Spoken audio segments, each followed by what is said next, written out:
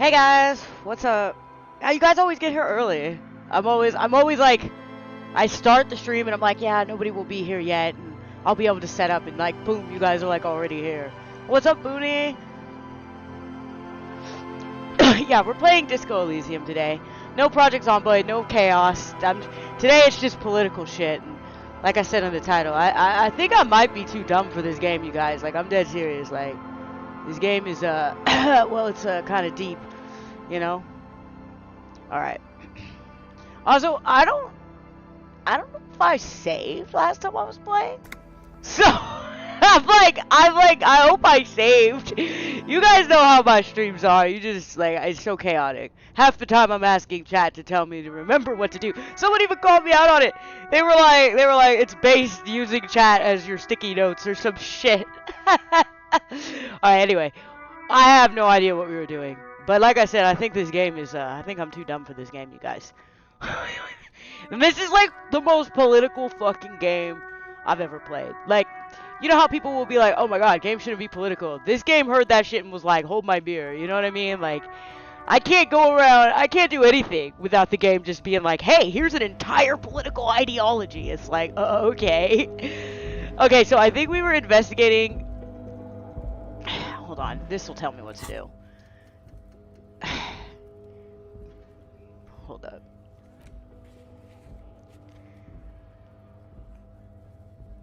Okay, so I just need to go back to Joyce. So I need to just go snitch. Great. I like how I'm just snitching to the bourgeoisie right now, right? Like, again, just being completely political. This game is crazy. Alright, let's see if I remember where she is. That's the lady that I straight up asked for money. You guys remember? I was like, hey, I need money. And she just gave me all the money I needed. Inside, I was like... You see a set of steering levers, a radio microphone, a pull-out toolbox, and a soft What's up, Ivan? fuel preheater gauge. There's no such thing as what? Like a non-political game or a political game? Or wait. I already forgot what I was talking about, you guys. Also, why am I in this car? Let me go snitch to this rich lady. Maybe she'll give me more money. I remember Kim kind of called me out on that. He was like, look, now we've like accepting bribes. And I'm like, we're not accepting a bribe, okay? Son, you've really let yourself go. It's a disgrace. But Coach Physical Instrument is going to get you back in prime condition. Even if it takes 1,000,000 push-ups. This is me right now to myself with my diet and my attempts at trying to exercise again. It takes my... Yeah, Megan and Nancy Boyd Unve. Forge me into organic steel. I'm really, really not interested. I mean, what is... Okay, what does this mean? I'm gonna ask questions. Does a master swordsman insult his own blade? Oh, No.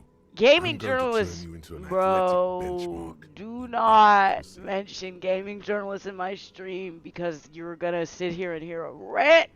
Bro, just the other day I saw an article, right, where they were like, people are review bombing Final Fantasy 16. So I read the article, and the examples they gave were people giving legitimate reasons why they don't like the game, such as resolution, story being boring, the fights feeling like not, you know, in depth enough, and, you know, just... I don't know. And then, like, the article was like, well, despite journalists giving it, you know, immaculate reviews, gamers are review bombing with all this negative stuff. And I'm like, you mean legitimate criticism? Like, I'm not going to get started. I'm just going to... Ooh, yeah, it's a lot. Okay, so... Does a master swordsman insult his own blade? No. I'm going to turn you into an athletic benchmark, you big put. Well, oh, I don't think I can say that word on stream. You know, I curse all the time on stream. I think I can say that word. But you guys can see it there. It's a bad word. Sure. This is the first time I'm going to actually listen to this guy. Usually I ignore the physical instrument, but let's see where this goes. It's going to take blood, sweat, piss. Okay, and man. tears.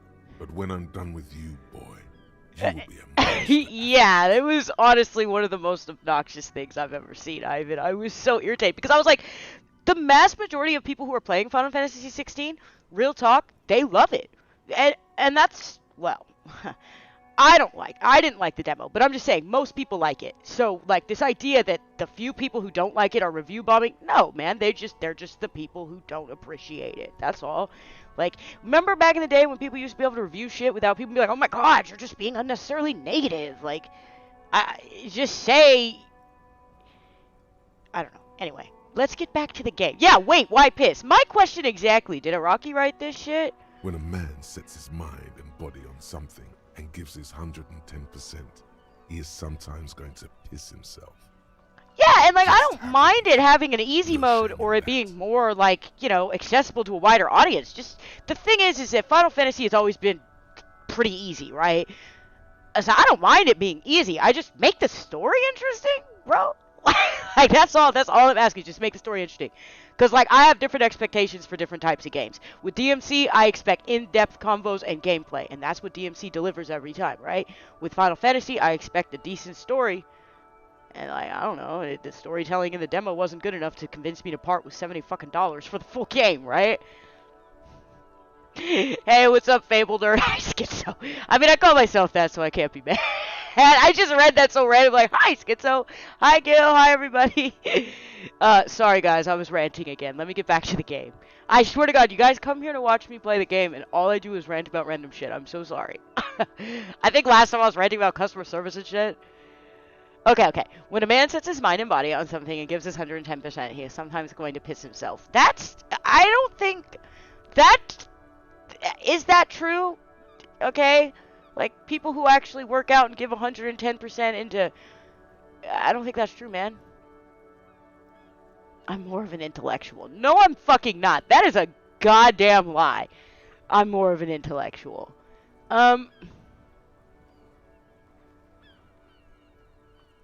Yeah, that's like a standard. You guys, I was just watching a video. You actually come here to watch you rap. Well, good. You chose correctly. I was just watching a video, Ivan. I'll post it in the Discord. It was basically a video that sums up everything that I've talked to you about when it comes to modern gaming. So, and there are still some absolute bangers out there, but yeah, modern gaming is it's in a sad state. All right, you know what? I'm going to do this because I always ignore the physical instrument. So let's actually try this. World. Here walks a sportsman, hands choked and hair kept back with a bandana. The Homo Athleticus. The Homo Athleticus. Wait a minute. So I was RoboCop, now I'm Homo Athleticus RoboCop. Okay, that's what I was wondering. That's what I'm saying. If you guys, like, work out a lot, I want to know if that actually happens. Also, welcome in, Doug. Love the Berserk profile picture. I was just saying in my Discord, or I guess that was a while ago, time is, like, meaningless to me, guys, because, like, I don't have a job, so, like, I don't know the days of the week and shit. But anyway, I said in the Discord that I'm pretty sure most people in my Discord are JoJo's fans, and, like, the other half are Berserk fans, and then, like, there's definitely a crossover. Like, this is a Venn diagram, right? Like, I'm pretty sure everybody who watches me likes one of those two animes or both, or mangas. What am I talking about? Let's just play the political game. Sorry. Getting into JoJo's discourse and shit.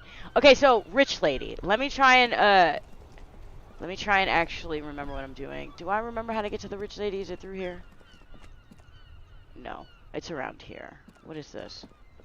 Tire tracks leading on the roof. They'll slush and rain. Okay. Well. Okay, there was a prompt and I just ignored it. That's okay. I have a mission. I gotta go snitch to the Rich Lady about the drug trafficking thing.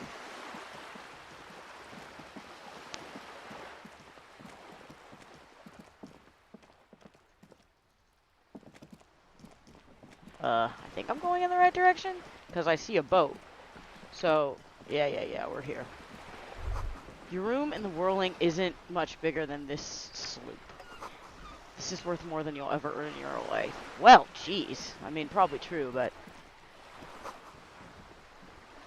Which Berserk... that is an interesting question. Yeah, it makes sense, Ivan, that you're the crossover, because you're my moderator in my Discord. So, yeah, like, it's like, of course, like... That's a tough... I guess Guts and Jotaro, because, like, even though I'm not, like, a huge Jotaro fan, I see a lot of similarities between those two. So I'd like to see that meeting. I'd like to see those two fight, and I'm pretty sure that Jotaro would wreck Guts because of the supernatural element. But actually, I'm not that sure. Because look at what Guts has accomplished, right? Look at what he's taken down. So, yeah, I don't know. That's kind of wild. I never actually thought about that kind of fight before.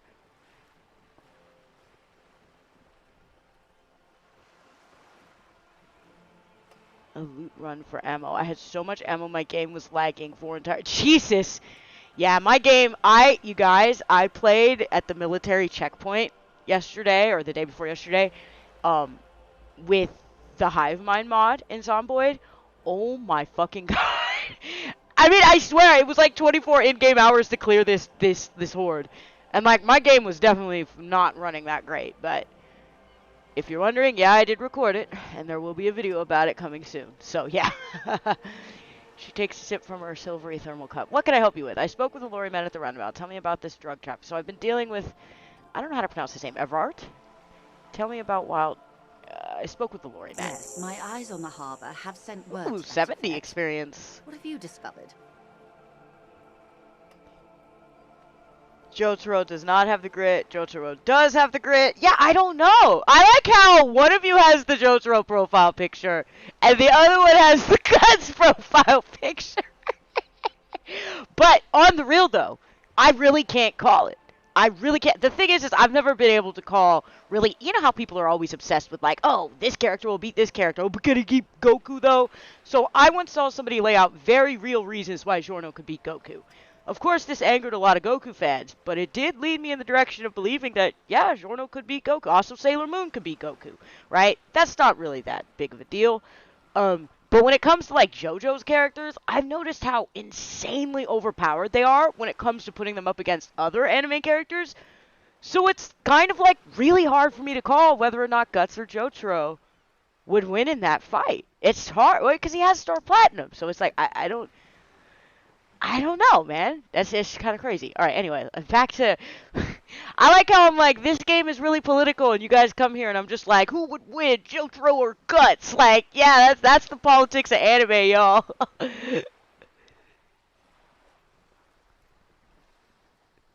Can you do a Mr. Satan impression for the fans at home, Mr. Satan? No. Sailor Moon. Yes. Look, bro. Look, I'm not going to get into it right now. But look into it. Sailor Moon is super overpowered. Sailor Moon's one of my favorite animes and mangas. And, like, she's super overpowered in the later editions. She could beat Goku. I swear to God. Yeah, you guys, look it up. I'm pretty sure there's a YouTube video on it. Check it out. Because she is super overpowered. I fucking love Sailor Moon. And she is overpowered. And another thing is that she has, like, the power to, like, channel all her girls, like, all the other Sailor Senshi, so that's a really important thing. Anime battles. I mean, isn't there a channel dedicated completely to anime battles? I know they did a Sephiroth versus Virgil battle, right? Okay, alright, look. Let me play the game. By the way, Sephiroth obviously won. A lot of Virgil fanboys were pissed off and like, no, Virgil would win. I'm like, no, dude, no. Like, Sephiroth became a god, you guys, like... Virgil attempted to become a demon. I mean, I guess he did in DMC5, but, like, it's not the same thing, bro. It's not the same thing. Like, Sephiroth is overpowered. He's a Final Fantasy villain, bro. They're always overpowered. Yeah, yeah, there could be a bias there, Gil. That's absolutely true, because Sailor Moon's one of my favorites. But I'm telling you, like, she's overpowered. You guys gotta look into this shit, because it's crazy what she's capable of doing. And then, again, like, I've seen very good arguments for why Giorno could beat Goku. So, that's one that a lot of people didn't expect, but, I mean, like, if you think about it, like, GER is, I mean, that's overpowered as fuck, right? And according to people who actually were talking about Goku's, like, I don't know, that instinct ability or whatever, I don't fucking watch Dragon Ball Z, you guys. I don't watch Dragon Ball. They were saying that it's only temporary, so I don't know. Anyway, back to the game. Alright. Yes, my eyes on the harbor have sent the word to that effect. What have you discovered? Wait, where exactly are these eyes located? We have discovered enough to conclude for now. Your eyes? Yeah, what's up with that? Doesn't really matter. And I do apologize for the surveillance. Wild Pines can't afford to be blind at a time like this. Bitch, excuse me? Why the fuck?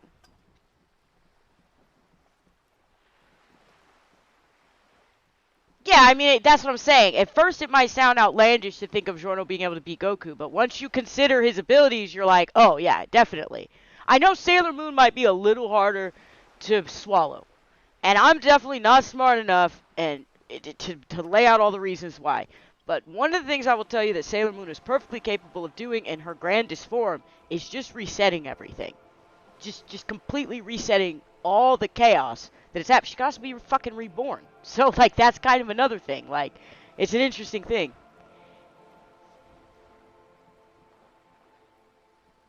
10 packs of... I need to get the drug mod, you guys. I was watching one of Nurse's stream, and she was just smoking crack the entire stream. Can I say that on stream? Fuck it, it's already been done. But yeah, I was like, I need to get this mod. Okay, whatever. In any case, it's a relief to know someone has looked into it. If I may ask... Why don't you investigate yourself since you have eyes watching me? I assume you discovered there is an operation. The lieutenant is about to interject. Cut him off. This decision should be yours. Okay, hold on. Why am I so concerned with authority? Yeah, kind of like quick. Yeah, it's like Kira and Bites Dust, but like, I don't know. Kira and Bites Dust might be able to beat Sailor Moon. I don't know. Giorno might be able to beat Sailor Moon. I don't know. That's what I'm saying. I'm not smart enough to lay out all the reasons. That's what I'm saying. You guys should like look it up because I was definitely swayed by a couple of arguments, but I can't remember all the in-depth details, right? I mean, but Bites the Dust and Giorno might be able to beat Sailor Moon just based on the fact that they can kind of trap her, right? But again, she has this ability to just fucking reset everything. She literally could just blink her eyes and wave a wand and everything just goes back to normal no matter what amount of devastation took place. So I don't know. It's a toss-up, really. Yeah, I know. I'm sorry. I'm sorry. I just can't pay attention to the game. Let me play the game. Alright, should I cut him off, you guys? Alright, chat vote. Should I cut him off, or should I take the authority position and just decide? I'm kind of wondering, because I'm like, what good would cutting him off do? I mean, would that just piss him off? Does it matter? I mean, I don't know.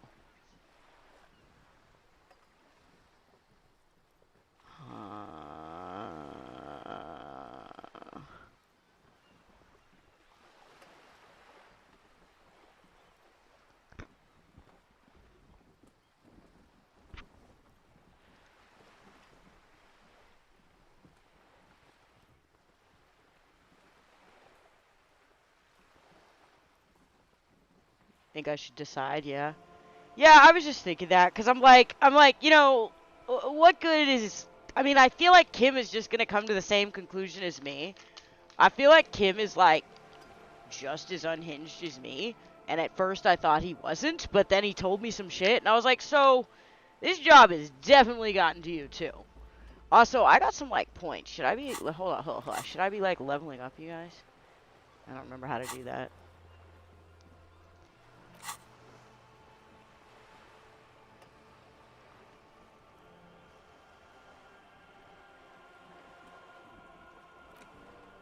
Oh, here's that advanced, the racism. Remember the racist ideology I had to internalize?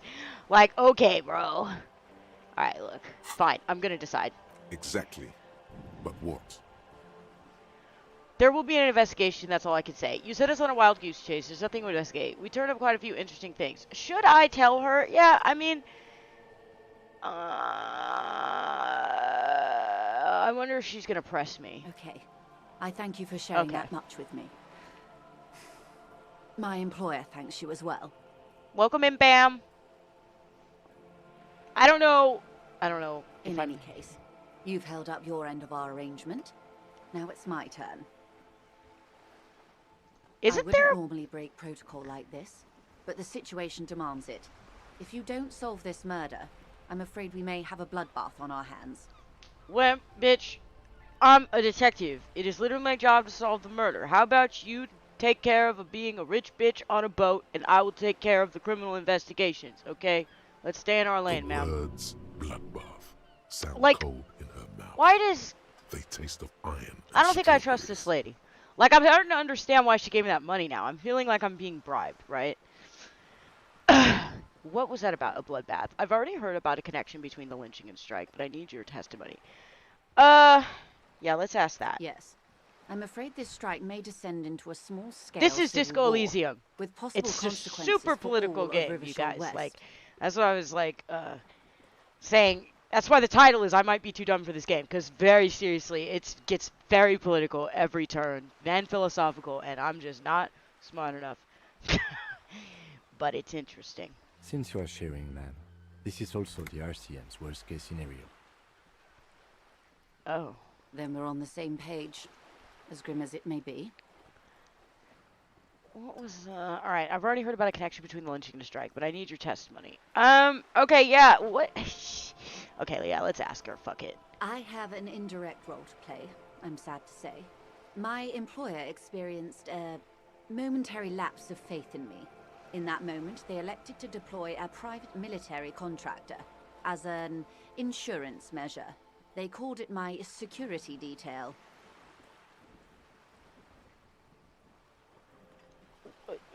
Wait, what?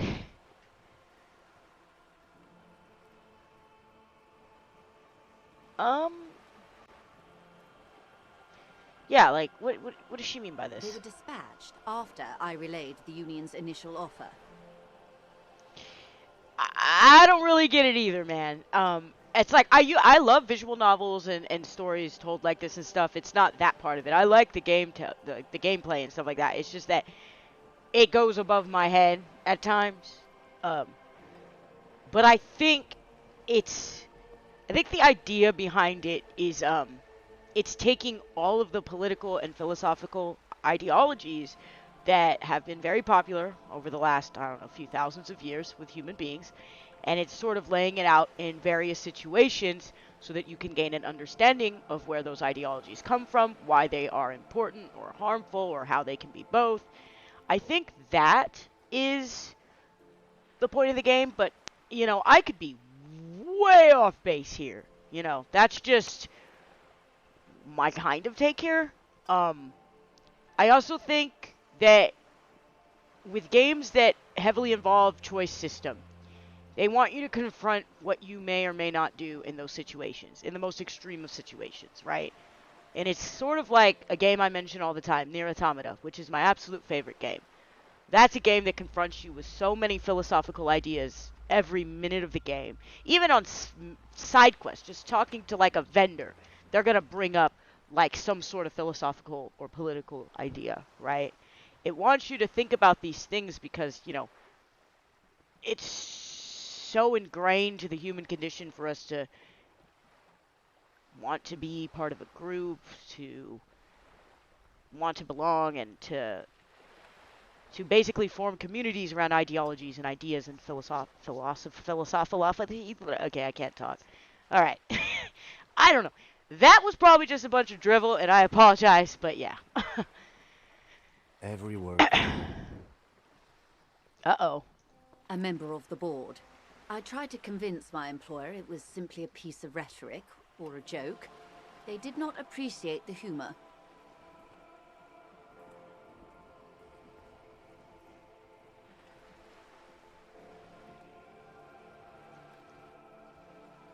Okay. Absolutely not. These mercenaries are muscle, pure and simple. They are meant to intimidate the Union into surrendering. Why is Rick Grimes always so moist? I mean, there's a lot of people I could ask that question about, like why they're so sweaty all the time. Like that one dude whose name I can't remember, but he was like Trump's lawyer or something. He was always very sweaty. It was just like, geez. Who are they exactly? I love how random and chaotic these streams are. I remember somebody said that. They were like, I love how chaotic your streams are. And I'm like, yeah, I kind of do too, actually. Crenel, an Oranese military company. As far as I know, 3 arrived in Martinez. They report to me sporadically, but they do not answer to me. To be frank, our relationship is deteriorating. They wear ceramic armor. Yes, have that semi-automatic person. weapons Yes. and years of Oh my combat god, my man's experience. just so They sweaty, also bro. have trauma and stress disorder, and no idea how to conduct themselves in an urban civilian environment. I remember there was like this viral video going around of him when all the crazy shit was happening in the United States, and like it was just him just sweating, and like I think his hair dye was dripping, and I don't know what else, but I was just like, I like how your legacy is going to be, well, your involvement with, you know, Trump, and also that you sweat profusely and your hair dye like drips down your forehead. It's just like, that's your legacy, man. So, what happened? The story is, one of them, the Colonel, I don't know his real name, sexually assaulted a local woman while he was drunk and separated from his unit. This allowed some of the more militant Union members to subdue him. Yeah, that's the story they told me, but it seems like bullshit to me, I'm gonna be honest with you. Or exaggerated, right? He was taken out behind the Whirling in rags and lynched last Sunday night. Nothing. Mr. Clare refuses to let me into the harbour. I have not been able to discuss this matter with anyone there. The remaining 2 Crenell contractors carry out their orders, for now. Okay. Yeah, for now, like, they're gonna get killed too. It's a smokescreen. In secret, they are conducting an independent military tribunal into the lynching. Once this investigation is concluded, executions will follow. What? Is she supposed to be telling me this stuff? Like, it doesn't seem like she should be telling me this stuff. Okay. What is the nature of this so-called investigation? Whether to execute one, some, or all of the Union militants. It will be all of them. The decision is already made.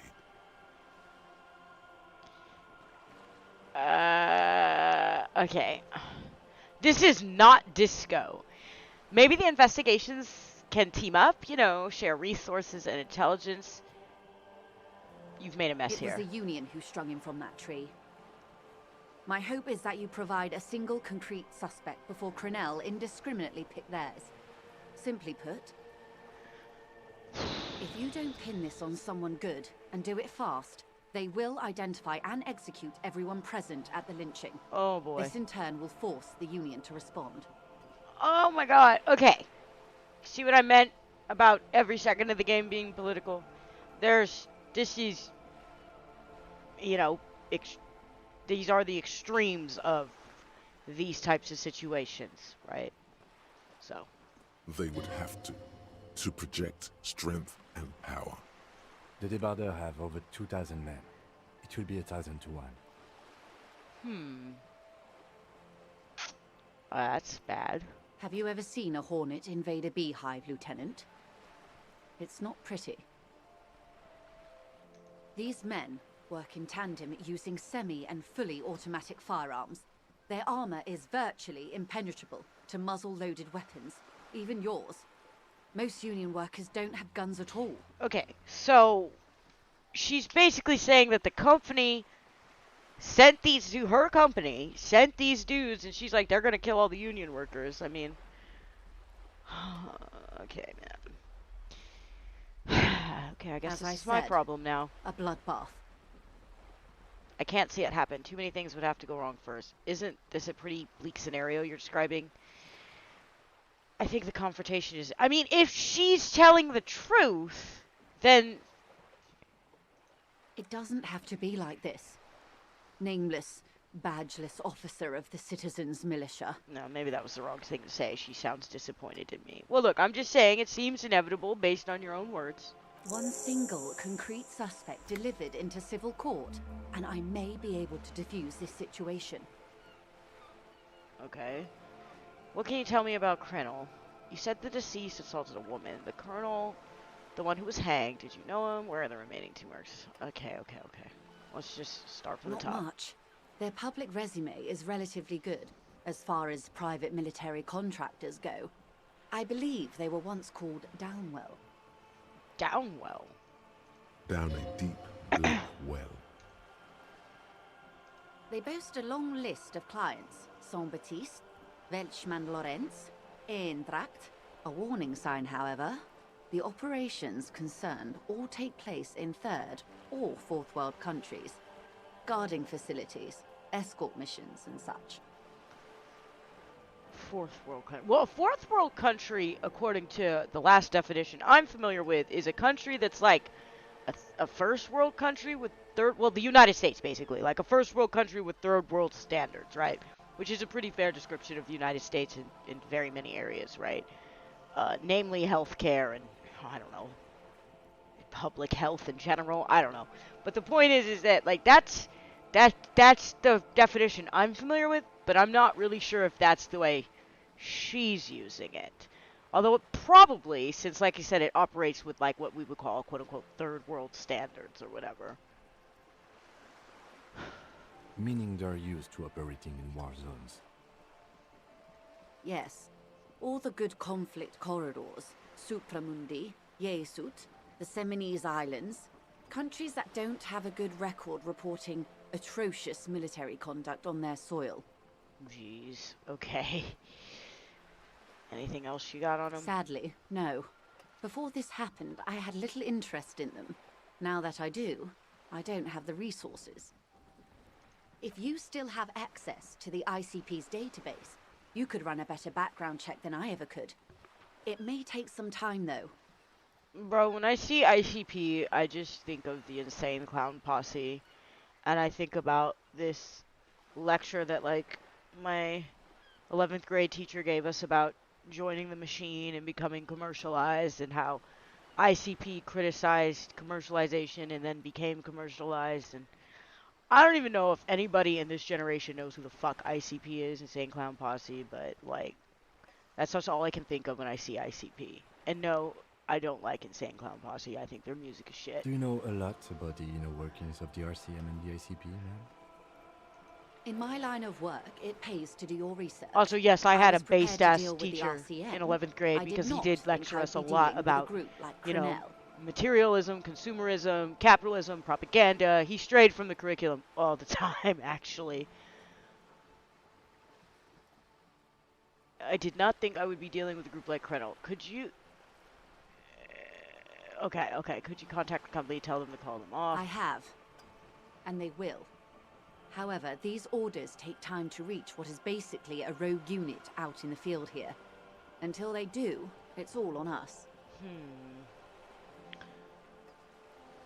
Okay, you said the deceased assaulted a woman. Or he didn't.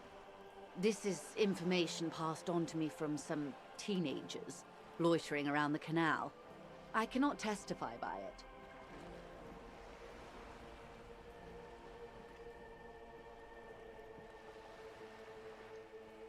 I wonder what teenager she's talking about. Yeah. That the man was killed because he assaulted a local woman. I've asked around a bit. This seems to be the accepted story around Martinez. She sounds The skeptical. lieutenant consults his notebook, his eyebrows knitted in concentration. Alright, let's see. I gained a skill point, you guys. What should I put it? Let's see.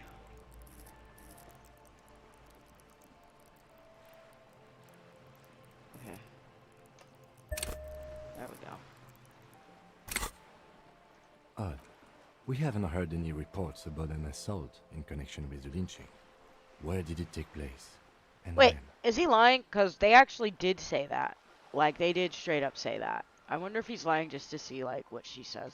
Last Sunday night, at the Whirling in Rags, the hostel by the gates. Supposedly, the colonel was drunk. Maybe on narcotics, too. Oh, maybe on Either narcotics, way, too. he's alleged to have sexually assaulted a woman. Sometime later, a group of dock workers got their hands on him.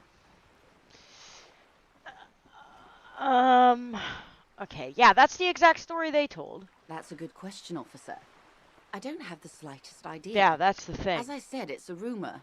About a rumor. In any Yeah, case, it's what seems the colonel's fishy. remaining colleagues I mean, believe. My thing is that if you kill somebody and you say the reason why you killed them is because they sexually assaulted a woman, you automatically kind of have, like people are gonna sympathize with you. They might think what you did is wrong, because obviously taking someone's life is wrong, right? Well, it depends on who you're murdering, but, you know, most cases people are gonna look at that and say it's wrong of you to take somebody's life, even if that person did something egregious, right? but like in like, but there's also going to be a lot of people that understand, and there's going to be a lot of people that are going to go, good, you should have gotten rid of that person. So it seems to me that they're using the sexual assault thing to basically push an agenda and get away with murder and have public opinion on their side. Now, maybe I'm paranoid. I do have a tendency to read too much into things, but when we pressed them about that, they weren't very forthcoming about it. So that seems like, I don't know, it seems like bullshit to me. I don't know, but we shall see. So let's keep You going. meet her soon enough, you feel.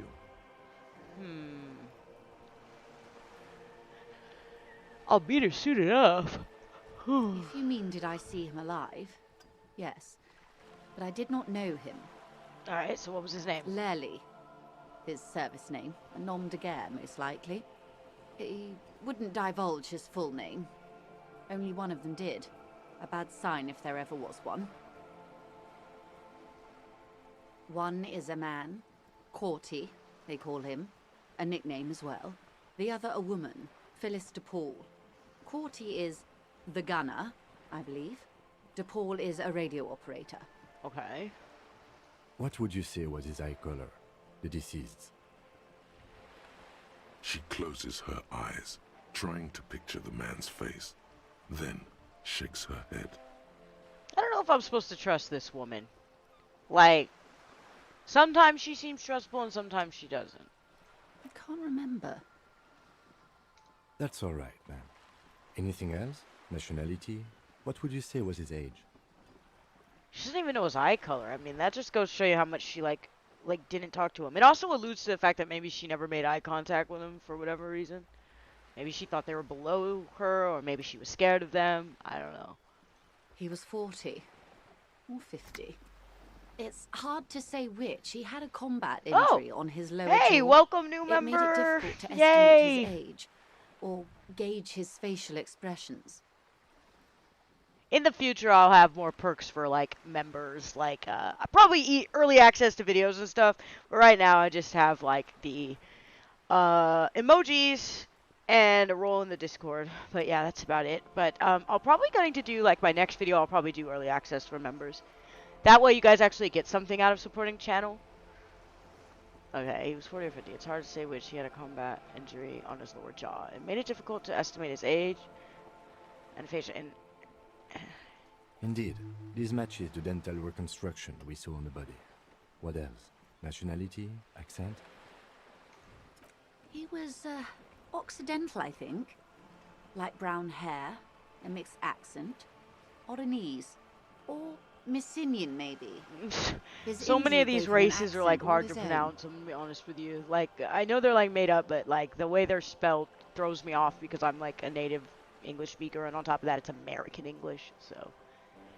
which is very different In from a how way, it English was is spoken in other humanizing. countries. He had to learn to speak through it. Through the injury. That's all I know, I guess. I only met him once. Okay. They've gone to ground, as it were. I don't recommend seeking them out. For one, one, they're almost certainly- certainly armed to the teeth. Okay. They don't have the same respect for the Revachol citizens' militia as I do. To put it bluntly, they think you're vigilantes. Ghetto savages. Oh It my may god, not thank be a you. I fruitful got another. meeting. Thank you guys. That's that's crazy. 2 members in one day. Thank you. And again, I will actually have I will actually make my next video have early access for members. They don't have the same respect for the Revachol citizens. To put it bluntly, they think you're vigilantes, ghetto savages. It will not be fruit. I mean, they're gonna kill me, is what it sounds like. Oh, yeah, I set it up a while ago because somebody asked. I was never going to set it up. I always say that. I was never going to set it up, but then someone asked. So I was like, oh, okay. Vigilantes. You're a professional officer of the only legitimate authority in Revachol.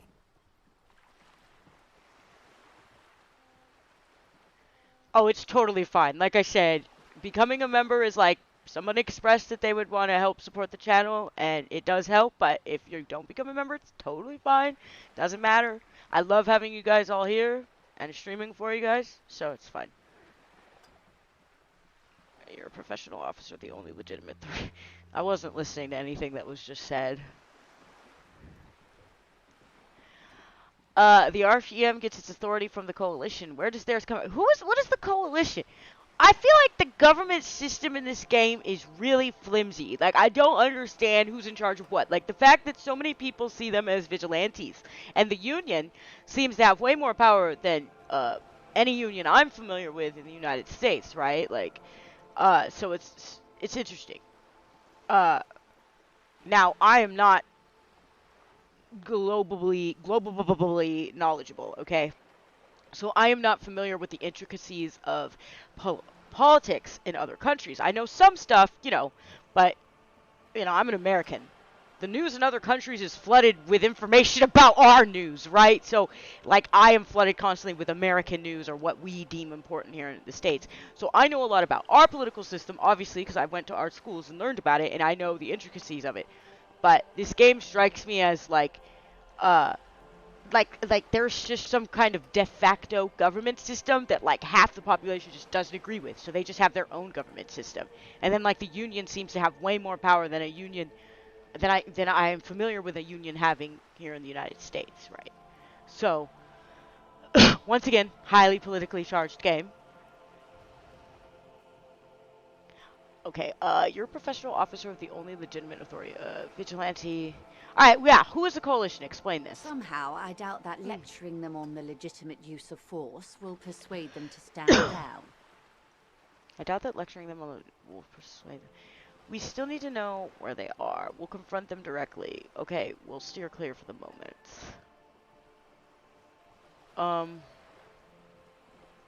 You're likely to run into them eventually. When that happens, I'll be in a better position to mediate if I don't appear involved. She's kind of scaring me the way she's describing these guys. You know what I mean? Like, I don't know. I feel like we're gonna get killed. Where are these? Hi! Didn't pass the background check. Wait, do I have a high chance of... Okay, let's try it. Yeah, I mean, I said 92%. If I failed that one, I would have been so fucking pissed off. Like, he's barely maintaining his because you guys don't know, if you've watched my previous streams of this, I have failed so many checks that I probably should have passed. They were like 50-50 or a little bit over, and for some reason I just kept failing, even ones that had a high chance, like in the 70s. It was so fucking annoying. So I was actually worried that this shit might, you know, fail, even though it was exceedingly high percentage. The scab leader at the harbor gates. He's the one chanting the idiotic slogans. He's barely made... Oh! Wait, hold on. So, he's like infiltrating the Union. Is that what they're saying? He's like a bad actor, right? So, a lot of times you'll have like these massive protests where it's like, you know, one side or the other protesting about something, and then you'll have like bad actors infiltrate and start doing violent things. And this can happen on both ends of the political spectrum, right? And to try and make the other side look bad. So I think that's what they mean here, but again, I'm stupid, so I don't know. But I think he's talking about that guy that was just like, open the gates and stuff like that. The other has a vantage point in a building south of the roundabout. Oh, no, wait. No, he's anti-union. Never mind. I have a bad memory, guys. The guy that they're talking about, the scab leader, he's anti-union. Because that's what a scab is, right? A scab is someone who wants to work but isn't part of the union, right? So, I guess he's not really trying to make the union look bad from the inside. He's just trying to make them look bad from the outside. So, never mind. I was wrong about that assessment.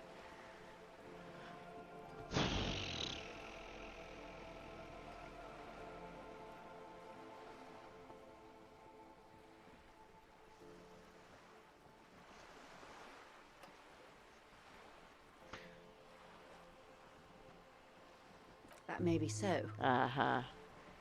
I still hope you heed my advice. There's no need to kick the hornet's nest.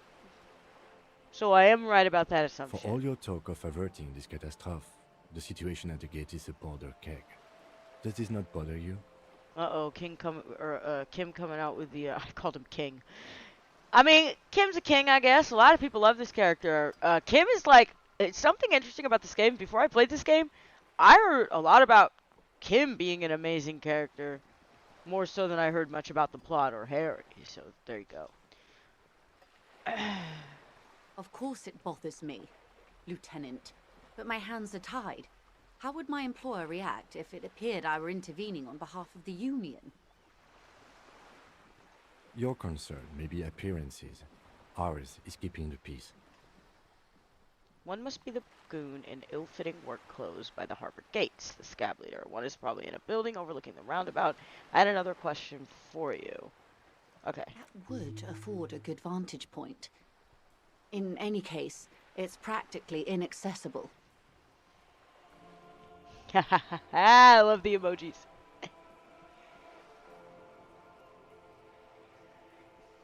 Where is your radio for contacting them, if I may ask? Do you have an earpiece? Heavens no. I'm not an undercover agent. There's a shortwave at the ship's wheel. Okay, one must be the goon in ill-fitting clothes. Okay. Alright. I hope I can answer it better.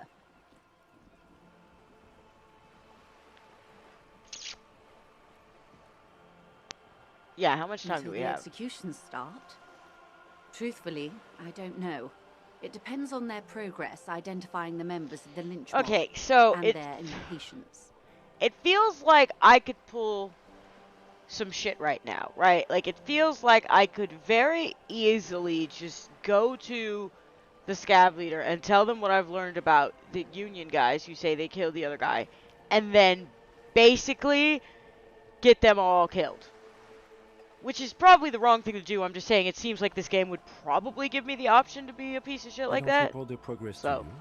this game is interesting like that. Not on this matter. I'm afraid they consider this a personal initiative. 5 days, not more. Maybe sooner. Okay. It's a matter of days, not weeks. Okay, fine. I We're done. am sorry to have been the bearer of bad news. If there is anything else I can help you with, please ask. Okay, now you can tell me about those tattoos. Tell me more. Oh yeah, that's right. That's the whole reason we were doing this, to get information about these fucking tattoos. Wow. It's almost like being a detective is hard work. Of course. Excuse my hesitation before. For about half a minute, in silence. It was taken with a Trigette not long ago. This is the man's upper body. There were no more markings on his hands or legs. Her mouth is relaxed. The accordion lines near her mouth vanish. The pearls of her eyes move slowly on the photo's surface. Sorry. I was trying to see if I can read the web of interdependencies between these points. The stars. Yeah, isn't that what I thought it was? Didn't I originally assume? Well, not me, but the character. Didn't he assume that it was constellations or something? I can't. But that's how you read this story. The points themselves don't have letters, numbers, anything. Their size, location on the body, and distance from each other tells you what they represent. Close. Port cities. This is an Oronese map of the waterways, a sailor's tattoo worn by wayfarers of the Dolorian century. Over 300 years ago, the sailors would mark their bodies to map their travels.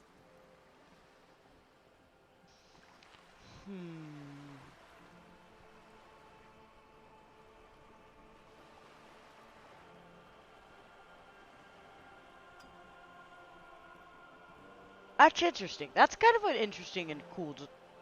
That's a pretty cool tradition. Sorry, I was just sitting here taking that in. Like, that's pretty cool.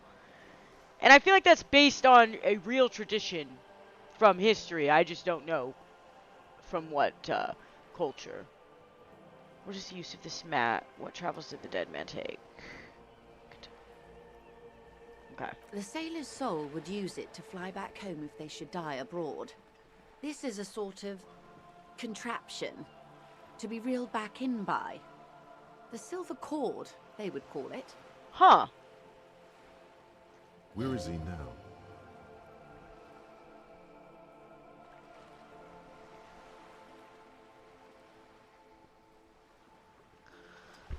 Oh, let's see. This one is going nowhere but the more. Come on, man. I'm not saying that. I've spoken to him. For now, the soul is fastened inside his corpse. Don't say the unhinged shit. This one has flown quite by far.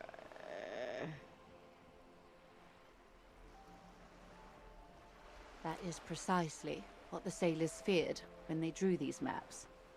A fear of drowning within one's own corpse. Okay, that perspective right there is something I was just thinking about the other day when I was playing Project Zomboid. Because here's the thing about if a zombie outbreak really happened in reality.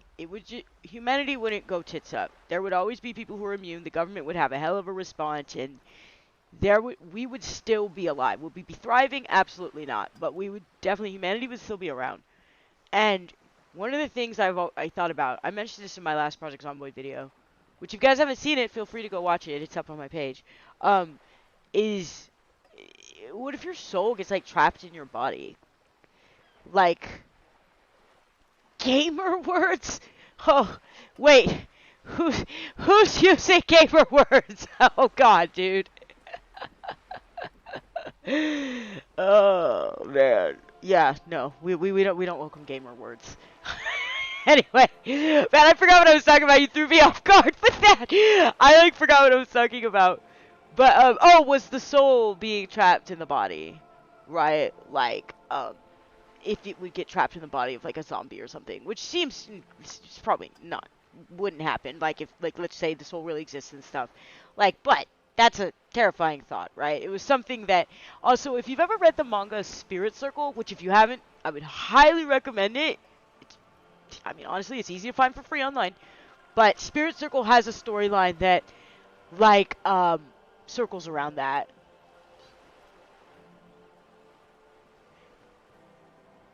Yes, because the in-game dialogue. Yeah, no, I don't know if you caught one of the, yes, we mean slurs, Carl, because there was a lot of gamers for quite a while would, be pretty racist and sexist and stuff, when Gamergate happened. So yeah, that's what we mean by gamer words.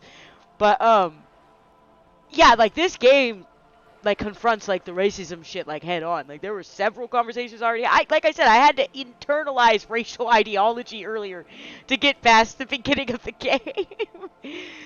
Okay. A fear of drowning within one's course. What is it? What travels did the dead man take? Who could tell me more? Okay. Quite a few. Vredefort, the Oranese capital, traditionally stands on the right shoulder. He started somewhere near here, I think. Vredefort, the Oranese capital.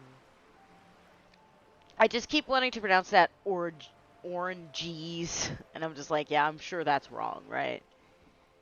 What next? Then he made his way to the Pretto Grande, through what I think must be the Stutz Canal, an artificial channel through the Occident. From the Pretto, he sailed to the Insulindic Ocean, first the Semnes Islands, then this.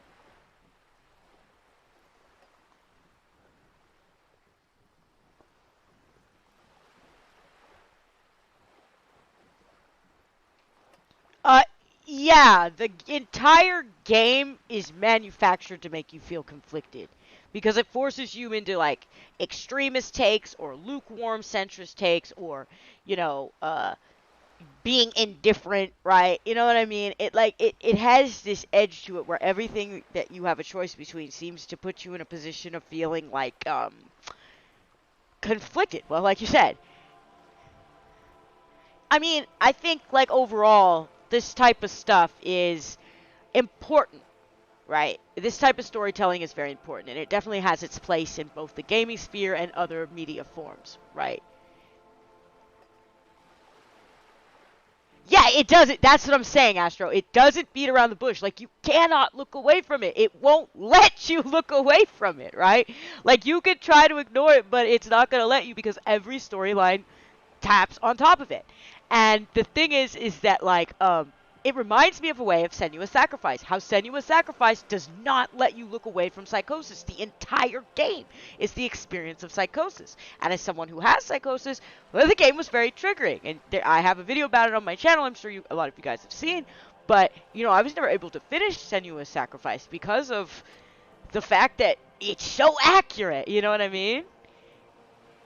Game expects for you to make a decision whether it's good or bad. Not a lot of room for yeah. And the thing is each path that it sends you down is, I mean, it's pretty realistic in that it's not overwhelmingly positive or negative in some cases. It just seems like a lot of these paths you go down are just like realities of living underneath an oppressive system that oppresses people at different levels, right? It's a really well-written... Yeah, it's not for idealists. Not at all. Oh, really? Oh, thank you.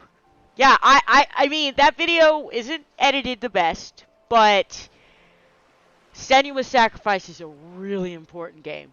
Like, it's a really important game. I think that more people should play it. And I think this game is in the same vein, where it's trying to teach you something. It's trying to have a message. Right? It's trying to say, hey, look at these things. Look how it parallels your real world. And like I said, it will not let you look away from it. It's like, hey, by the way, this is happening. Hey, you want to talk about this again? Because we're going to. Revachol. Those are the two constants. Vredefort on the shoulder and Revachol in the heart. They started the tradition of these maps right after the discovery of Insulinde. Where's my at the water dawn at? of the Inter-Eastern Make sure you stay hydrated, guys. Drink your water.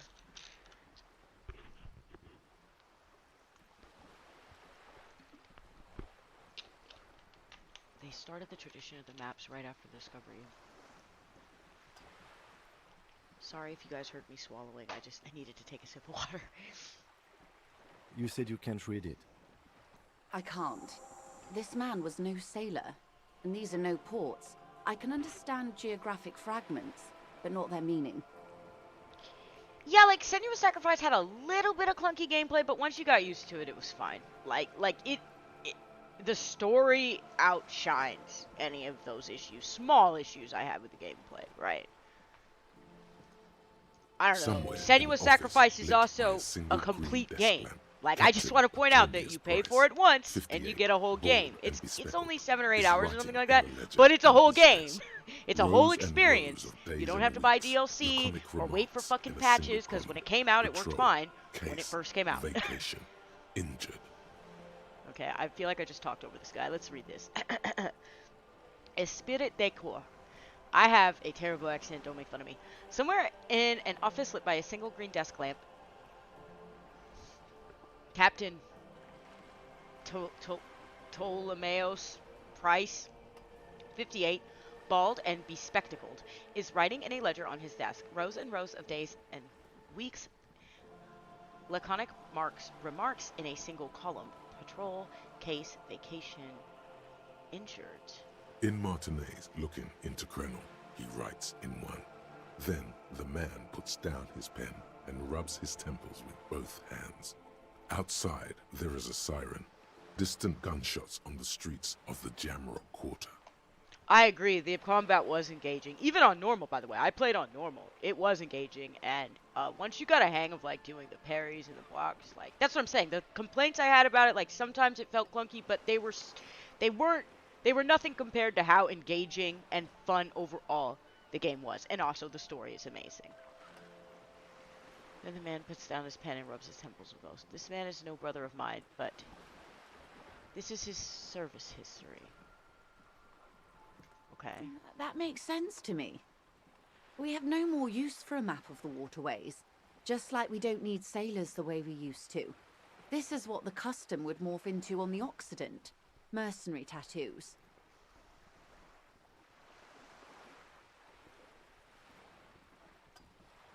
His platoon members? The other contractors. Though I do not suggest you go and show them that picture. This man was their friend and comrade.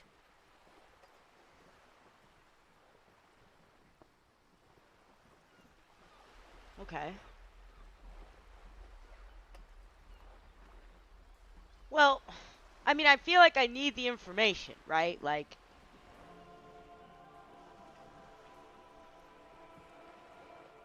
Subnautica. Is Subnautica the game I think it is? Hold on, let me Google it real quick. Give me 1 second. Because I'm like, wait a minute. Is that the game that I think it is? Because if that's the game that I think it is, then yeah, I wouldn't mind playing that. I haven't played it yet. Uno momento, guys. I'm looking it up.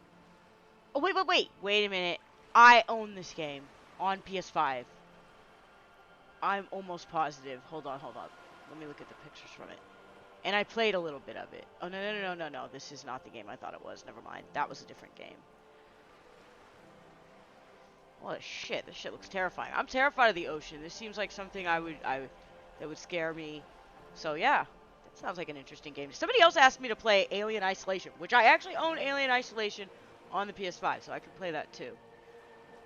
His platoon members, the other contractors, though I do not suggest you go and show them that picture. Okay. Okay. Do what you have to do, Detective. I don't think deciphering that tattoo should come before public security. But if you should wade into the mob to find out, I couldn't stop you.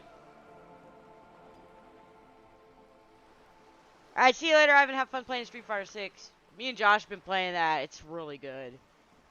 Sleep well. We will be careful, ma'am. Okay, alright. Is I there think we're done anything here. else I can help you with?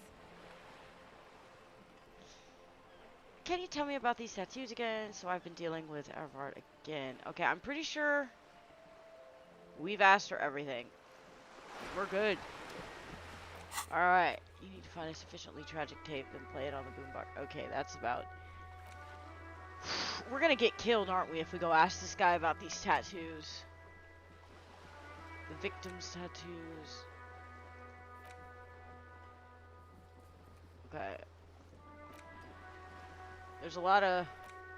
Oh, wait. Okay, I need to go talk to this guy after 9 o'clock. Okay, I'll remember to do that. Okay, don't let me forget that, chat.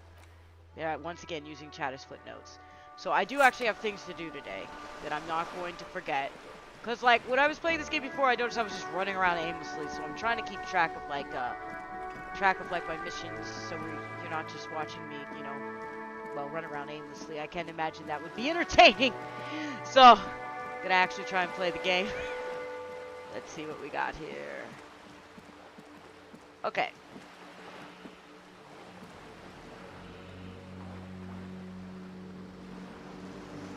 Wait a minute.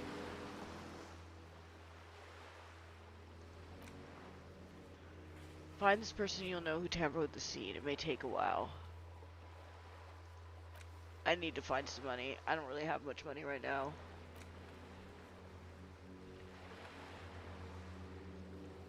Who's Renee? I don't know who Renee is. Okay, well.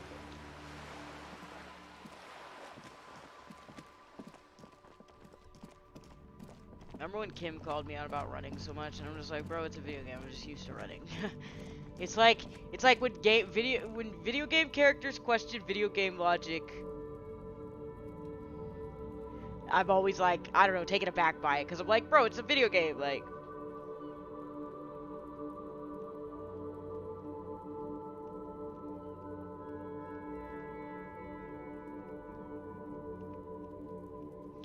You know what? There's someone else in the chat who works night shift. They work, overnight, I think they were saying. They were, like, saying they could fall asleep to my voice, which was funny, because I was like, bro, I'd be, like, screaming and yelling all the time. Okay, so, there was a mission that... Okay, I'm just gonna go talk to this guy. Fuck it. This guy's probably gonna kill me, but forget it. Nice aggression with the native. Don't let the chief fool you next time. You don't need to be that up in his face. Okay. Give yourself space to move. Okay, to be clear, he's talking about when, talk to the guy after 9 o'clock. Thank you, actually. Thank you for putting that in chat. Because like I said, I'm gonna forget. I talk in an accent for money. Wait, are you a voice actor?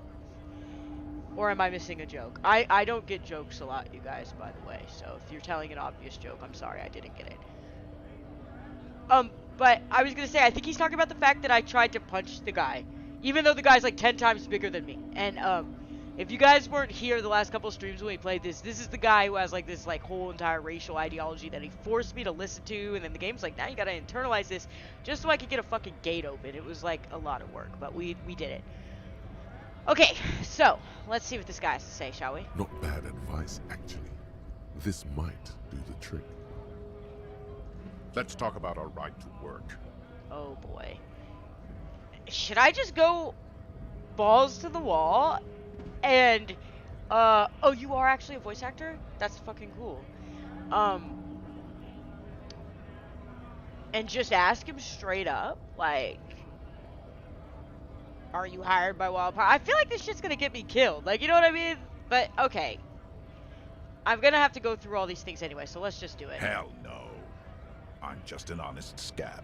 I won't have talk like that around here. Well, we You don't understand? believe you. His neck muscles tense up. The veins on his neck bulge.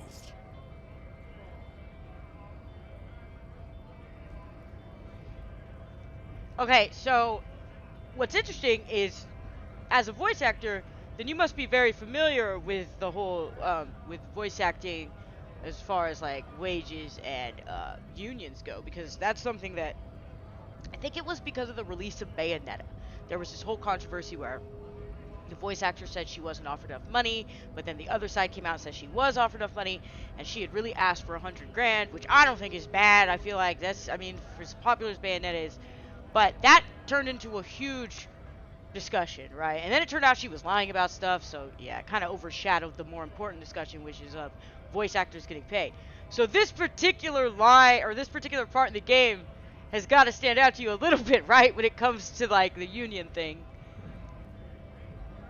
Because I do remember somebody, like, saying, like, they don't like it when voice actors who are non-union take jobs.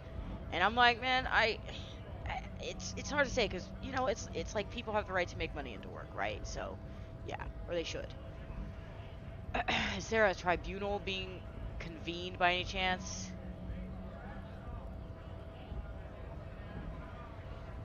You have very cheap prices, because, yeah, there's a, this YouTuber that I watch that was like, I guess there's a couple of YouTubers I watch who are actually voice actors, and they've actually talked about, like, how sometimes you gotta take the pay you need. That's why it's like a touchy subject. It's not so black and white, which is basically the point of this entire game. These political situations are never so black and white that you can actually say one side is totally and completely wrong. That is usually not the case unless the ideology is completely based on hatred and violence, right? So, is there a so I don't know, like, if I should say this, because I feel like this guy's gonna beat the shit out of me, right? Like, this is not a good idea. Let's do it anyway. Fucking bug. Uh-oh. Uh-oh. I think I pissed him off.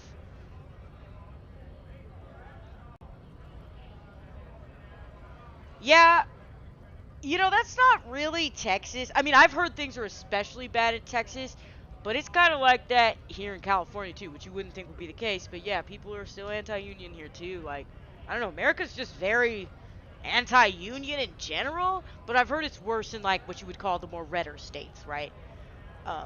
Because you hear about the union situation in other countries, and you're like, wow, they just have, like, industry unions that just cover, if you work in the food service, you have one union that just covers y'all, like, right? That's pretty interesting, and it sounds like something, is it snowing? Just ignoring the game again in favor of my rants. This guy's gonna beat my ass. Okay, of course. There could be weapons aiming at us right now. Somewhere above, in the buildings. The Okay, other okay, road. fine. Don't I push guess I this, shouldn't push my he's luck. thinking. This is not the time.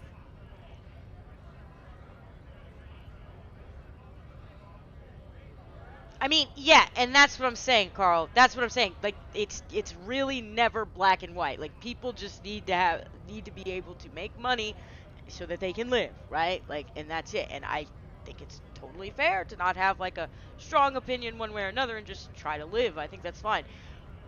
Me, of course, I have a pretty strong opinion about unions. I think that they should be more prominent, right? But I understand why somebody would be like, I'm not worried about this whole union discussion. I'm just trying to do my job and fucking eat, right? Like, I'm just trying to eat. Okay, I'm just gonna say The okay. man's breathing steadies, but Okay, his eyes so are still narrow. if I show him these Slowly, tattoos, he's gonna trying to beat get my his ass. right to work dance back on. I'm gonna do it. Here we go. Don't think so. Uh-oh. Suddenly, this feels like a really, really bad idea. Oh. Should I move on? Or, man, this feels like I'm pressing this guy's buttons and I'm gonna get shot and killed over this shit. We live in a world. Yeah, that's true. Hello, Red Shadow. Welcome in.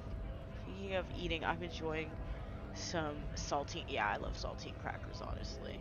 They're it's like a peanut butter and jelly sandwich. It just fills in the gap while you you know, wait to have a bigger meal. I don't know if I should be pushing this so hard, but okay.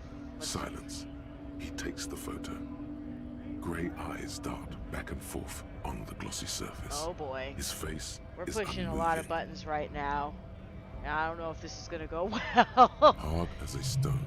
But beneath it, you see dead flesh in colorful rivers of polychrome, melting skin and hair. Oh.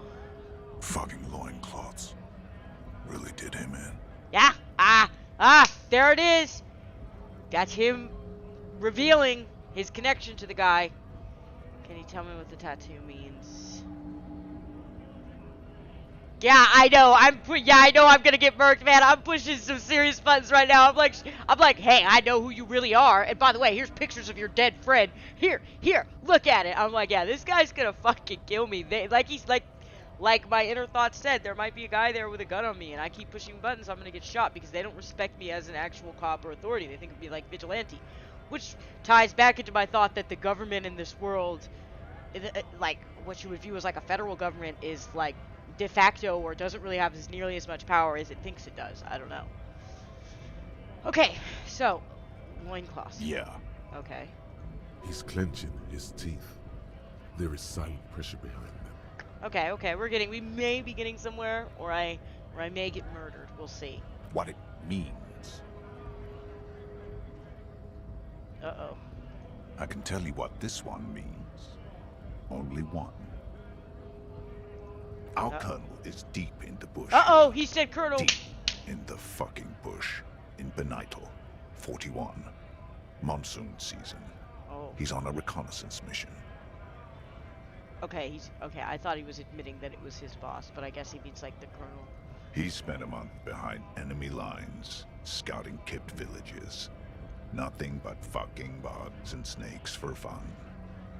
Men are getting restless. There's talk of switching employers. You guys, I don't know if I somehow did it, but this guy maybe won't murder me. With some strange emotion. This is about to get really graphic. Last moment to back off. Okay, I guess this is the trigger warning, right? It's like, things are about to get graphic, guys. I'm like, okay, well, you know, trigger warning. Our boy, he's only a captain then, but he knows how these men think. If they don't see action soon.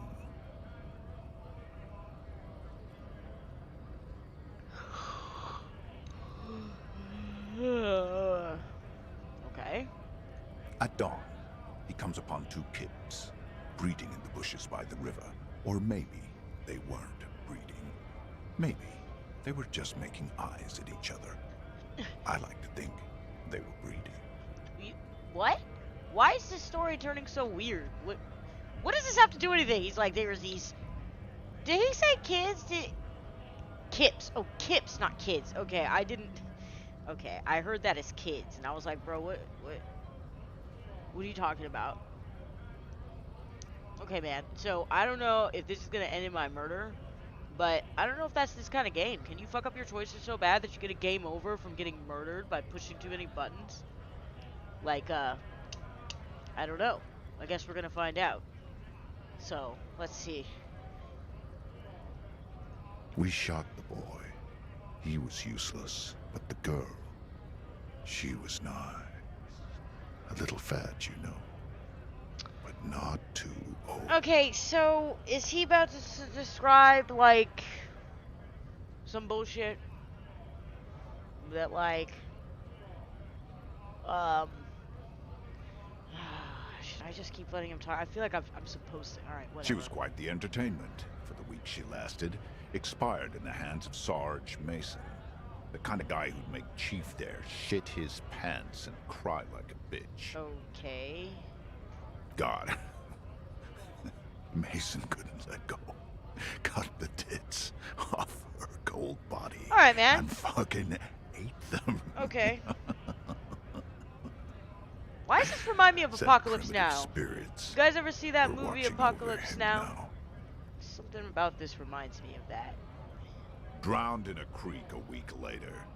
Spirits my ass. Okay. Something stirs in your stomach. There's a word on the tip of your tongue. Colorless, odorless. It's... Okay.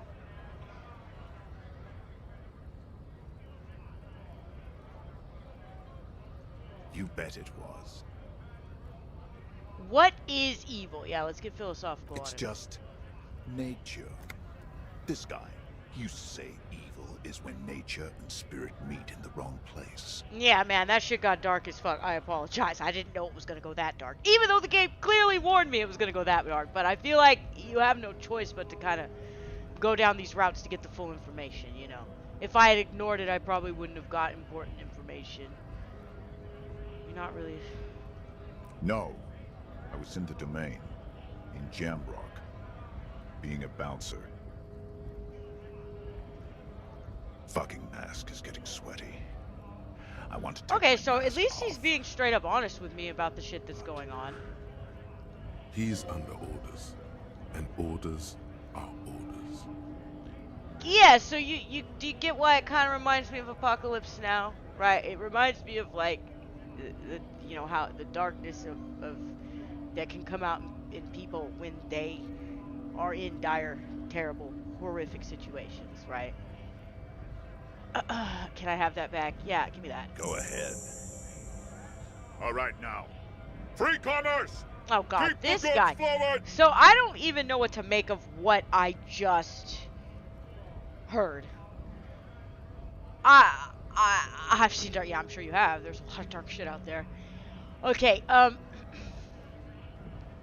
I mean, I don't need to ask him anything else. This is okay.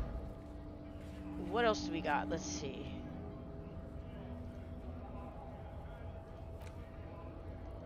Who was Renee? Wait. Ask. Oh, I think Renee is that guy that... I know who that is, actually. I remember now. He's over here. He's the guy that's in, like, a uniform.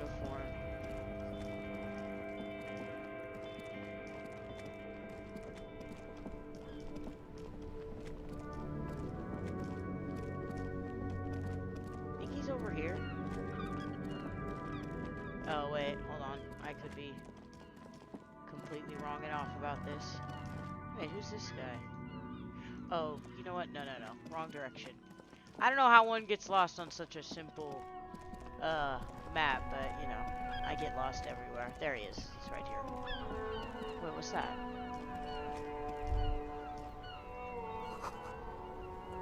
Maybe a sea monster did this. Why is my character so insane? Yeah, like one of my favorite books is, The Lucifer Effect by Philip Zimbardo. And it's literally just about how, like, anybody can become evil. And he's the guy that was in charge of the Stanford experiments. And he talked very specifically about how the experiment was a mistake. He fucked up. And he was saying that his inaction, the fact that it took him so long to shut the experiment down, I think it took like 6 or 7 days, that was an evil act. Even though he didn't really do anything outright evil, not stopping the evil that took place due to an environment he created was an act of evil. And he's like, anybody can do evil shit. And that's why I love Apocalypse Now. It's also like, it's Max Durat, this YouTuber I really like, he mentioned Apocalypse Now in his video about Spec Ops: The Line, which Spec Ops: The Line is a really great game. It's like, the Nier Automata of shooters is what I say it is. The duality of man, sir. What fucking movie is that? Full Metal Jacket. Alright, I think this is Renee right here. I think. My memory is not the greatest, but I think this is Renee. Okay. Vigilance officer? Yes. What Wow. can this old carabinier do for you? I found your guard. Yes. The Debardeurs Union pays me to stand vigil during the night. Not out of any political allegiance, mind you. This game was okay. So you know how if you get through a bout of like Dark Souls or a Souls game, you get exhausted mentally, right? And like usually that happens after hours of like losing to the same boss or just trying to get through some bullshit, whatever, right? This game is like mentally exhausting because of all the ideas that it puts in your head that you need to mull over.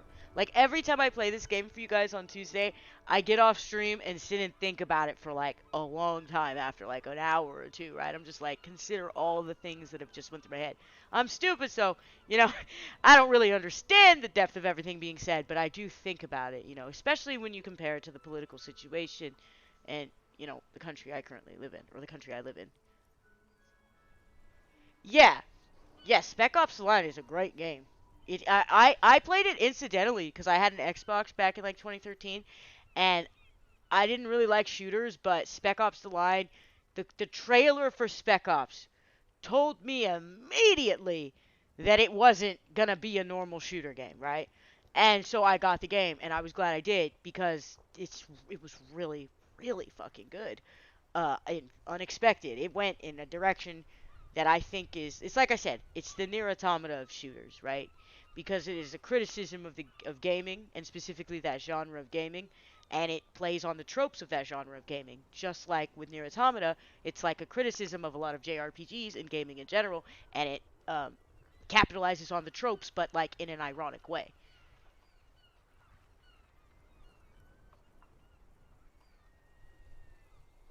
I mean, yeah.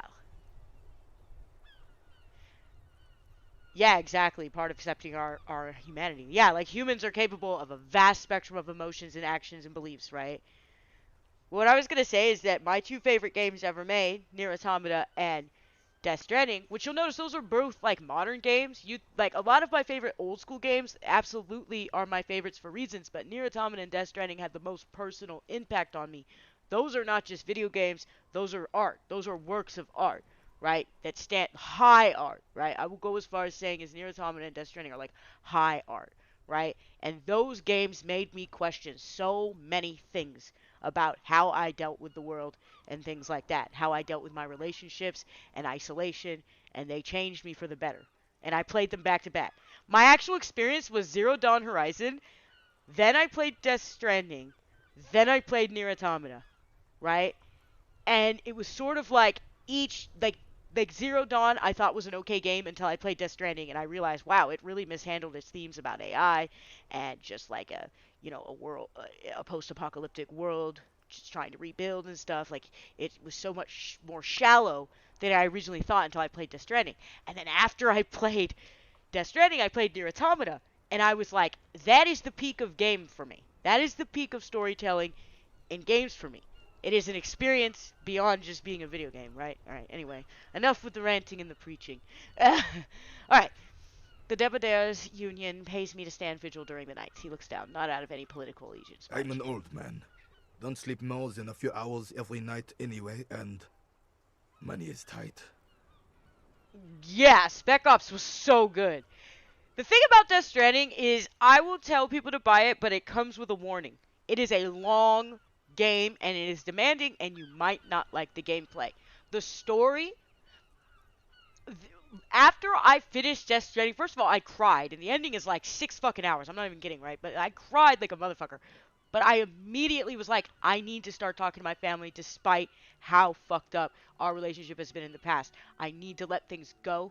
I need to forgive myself and others so that I can have more positive relationships. That is what happened after I played Death Stranding. Right?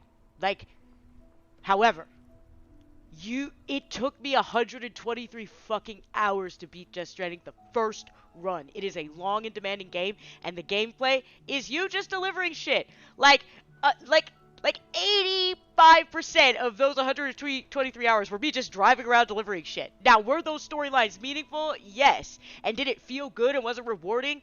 Yes. Also, a very large portion of the game was me also building roads and basically rebuilding America in some interesting way. And it was rewarding, but it's also like the game is demanding, bro. It's demanding. There will be times when you just don't want to play anymore. But there are these small moments in this game after you go through some bullshit, like you go through a BT area or you go through a particularly emotionally moving scene, and then you come up and you hear the music come in and you see the landscape and you start thinking about all this stuff, and it just gives you a moment of pause where you think about your life. And Death Stranding is full of those moments, right? So it's yeah, like I said, it's a great game, but it's demanding. It's not even what I would call a fun experience, right? Just saying.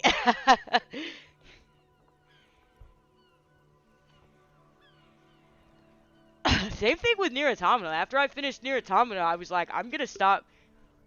Like, I need to start being nicer to my fellow man. I need to stop being annoyed with them. I need to start being nicer. And I need to distance myself from negative interactions and things like that. Like, the ending of Nier Automata literally taught me that the only other people who can understand you are humans. Right? The only other, the problems, the existential dread and all that, the problems of meaninglessness, you can't solve that problem. You can't answer those questions. There is no answer for those questions. But other human beings are going through the same fucking thing as you. And if you isolate yourself from them or draw divisive disconnections from them over trivial shit, because most of it's trivial, you will never experience true connections with those outside of yourself. Like, I don't know. It's a great fucking game. I like how, once again, I've just went on, like, the longest rant ever, right? Like, that has nothing to do with the game I'm actually playing, right? I'm so sorry, you guys. Alright. Don't sleep more than a few hours every night. He feels like he has to justify himself for some reason. You must have seen something on the night of the murder. Your booth looks right into the yard. I saw a picture in there. You were... She is nobody. This is none of your concern. And I refuse That to was discuss deep, my yeah. private affairs with I the mean, that's RCM. just what the game did for me. Most people who, if you've never played Nier Automata, do yourself a favor and don't spoil it, but go and look at the reviews. Try not to read the reviews with spoilers in it, but you will see how many people's lives were changed by this game. The guy who created the game says he gets emails and letters all the time of people telling him this game cured my depression. This game helped me be a better person. It's a deeply impactful piece of art. Some people say, oh, it's not just a game, and I'm like, no, man, it is a game. It does everything. It uses every part of being a game to impact the player in a very meaningful way. Which I have a video about it, but it's also bad quality, so don't go watch it. Anyway, I just summed up everything in the video anyway, so you don't need to go watch it. I'm so different from other streamers and YouTubers. I'm like, don't watch my old content. It's bad. Okay, the lady. Ah, okay.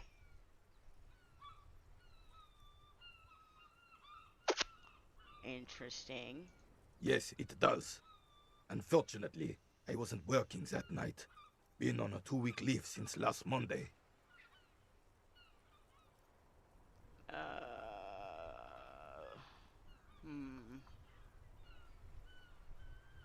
It's a private matter.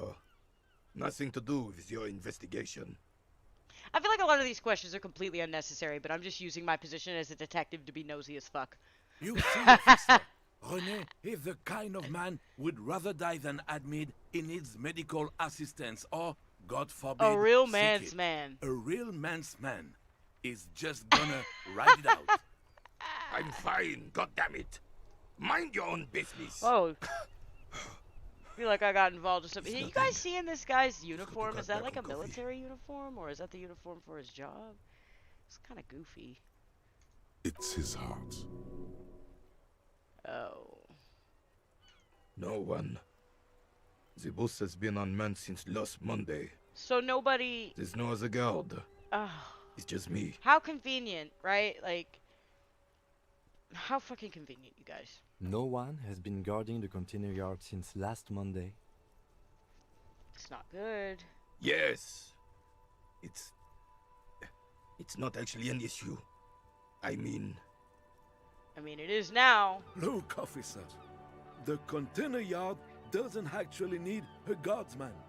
Never had one before René. Monsieur Claire had that Decorative. booth built specially for him. It's mostly decorative. the possibility of someone being in there is enough to discourage any ill-minded individuals.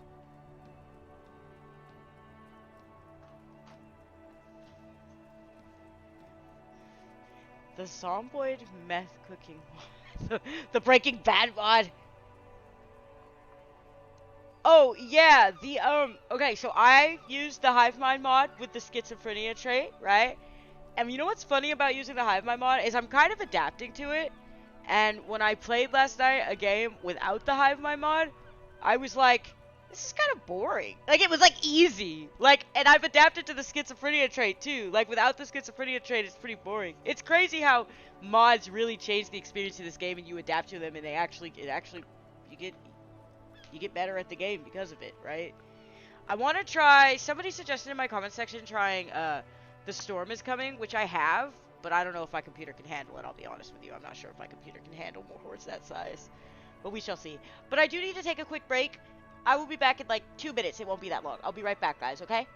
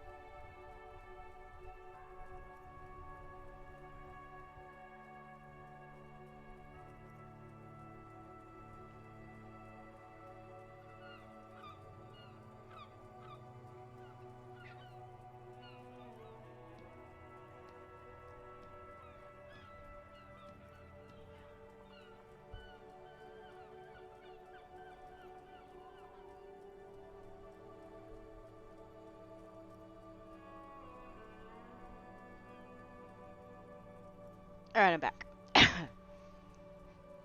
Zomboid is heavily modded. Some might say that's the only way to play Zomboid, is having it heavily modded.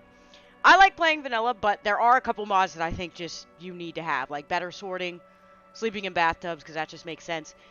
What's the other one? Well, I use entertain yourself, but that's not so much necessary. I think it's the common sense one. Common sense. Common Sense is a really good mod for Zomboid, and it should just be base game, honestly, if you ask me.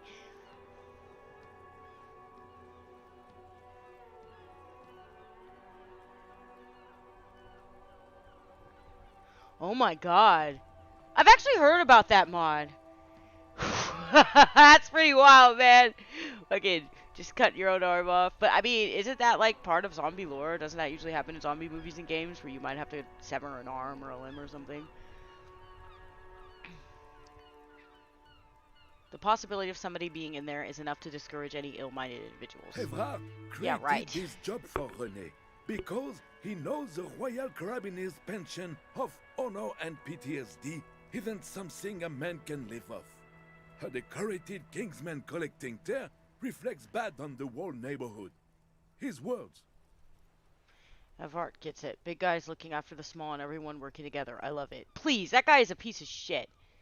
only weakens a man further. Do or die. See, look, these two responses right here is exactly what I'm talking about. He gets it. Big guys looking after the small and everyone working together. I love it. And then such dependency only weakens a man further. Do or die. There is no middle ground. Like these two responses lack nuance because the thing is that if Everard is the guy I think it is, he's not a good guy. That in fact I think he's a piece of shit. And this shit right here is just so extreme. Like no, like you can help people out and that doesn't make them dependent and weak. Like you could, sometimes people need help and that's okay. Renee is but one man. We need a program. Get all the elderly back in the job market. Keep folks motivated. See, like, and I don't know about that, man. Do you think elderly people just want to work until they die? Like, I don't think so.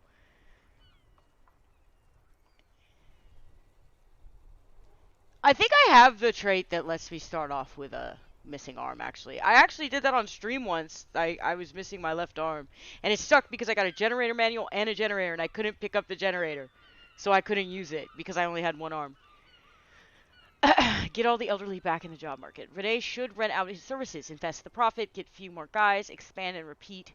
Wage work is a dead end. Wait, okay, I don't really like any of these responses.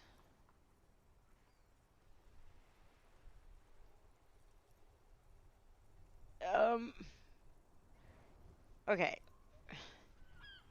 I guess this response, even though I don't really agree with it, I think old people should, like, be able to retire. Look, officer, can we conclude the topic of my guard boost now? Yeah, okay. Yes. Like I said, it would be up anyway, so might as well keep an eye out. It keeps my senses sharp. You seem to be playing in a crater. Yes. The terrain here provides an interesting variety to a familiar game. Yeah, Carl, I actually lasted 11 days. I remember. It was like, it's so weird because when I play on stream, my characters always die hella fast, right? But the character I had who only had one arm actually lasted 11 days, and I don't remember how he died. I think I started a fire, and I was trying to take out all these zombies, and I think I just got caught. Yeah, exactly, Astro. He lasted way longer than we thought. Oh, you can make prosthetics? That's an interesting mod I'm gonna look into. I'm always like looking at the mods because I'm trying to come up with ideas for, stuff to do. Like the one tile thing someone suggested. I still haven't been able to do it yet just for various reasons, but I want to do that. And there's a couple other, there was somebody mentioned like a vaccine mod that I want to do with Zomboid. There's a couple of things I want to do with Zomboid. There's so much content that could be made out of the game and I have fun doing it, so it's like, why not? Train here provides an interesting... Was it made by sea monsters rising from the depths? Does it have anything to do with all the bullet holes I've been seeing around? What the fuck? Okay. Yes. It was left by heavy artillery fire. Ah.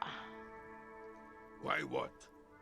Why was heavy artillery used? Because a that's war? what happens when communards hijack your country, execute your supreme leadership, and turn your capital into a slaughterhouse. You use heavy ordnance to clean up your home. Communards? You use fire against them? Maybe we can do this history. Okay, hold on. Commies, communists, I knew it. anarchists, Oh, here we go. them what you like. They just chose the name to feel special. Senseless sentimentality. Yeah, I knew this was gonna be an anti-commie rant. Like, here we go. Did you use artillery? Sadly, no. It was the foreigners who brought them to their knees. We fought valiantly. Too valiantly. So valiantly we got licked.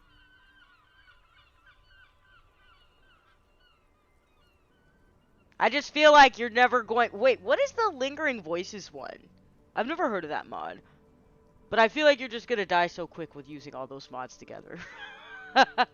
Should have fought dirty, like they did with their suicide sex cult Suicide sex cult? And mad anarchist women strapped to shrapnel bombs. We didn't though. Huh? And we lacked caliber. God bless him, but the suzerain's cannons simply weren't big enough. I mean, I need to know more about the suicide sex cult propaganda and mad anarchist women strapped to bombs. What is they talking about?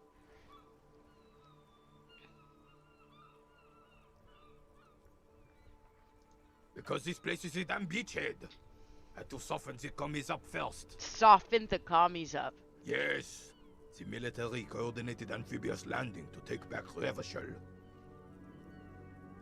He finds your lack of historic knowledge troubling, a sign of mental deterioration. Well, in the I mean, preceding okay, generations. I'm a fucking alcoholic who apparently also does meth, so, you know, why do you expect me to know anything? Let's be real.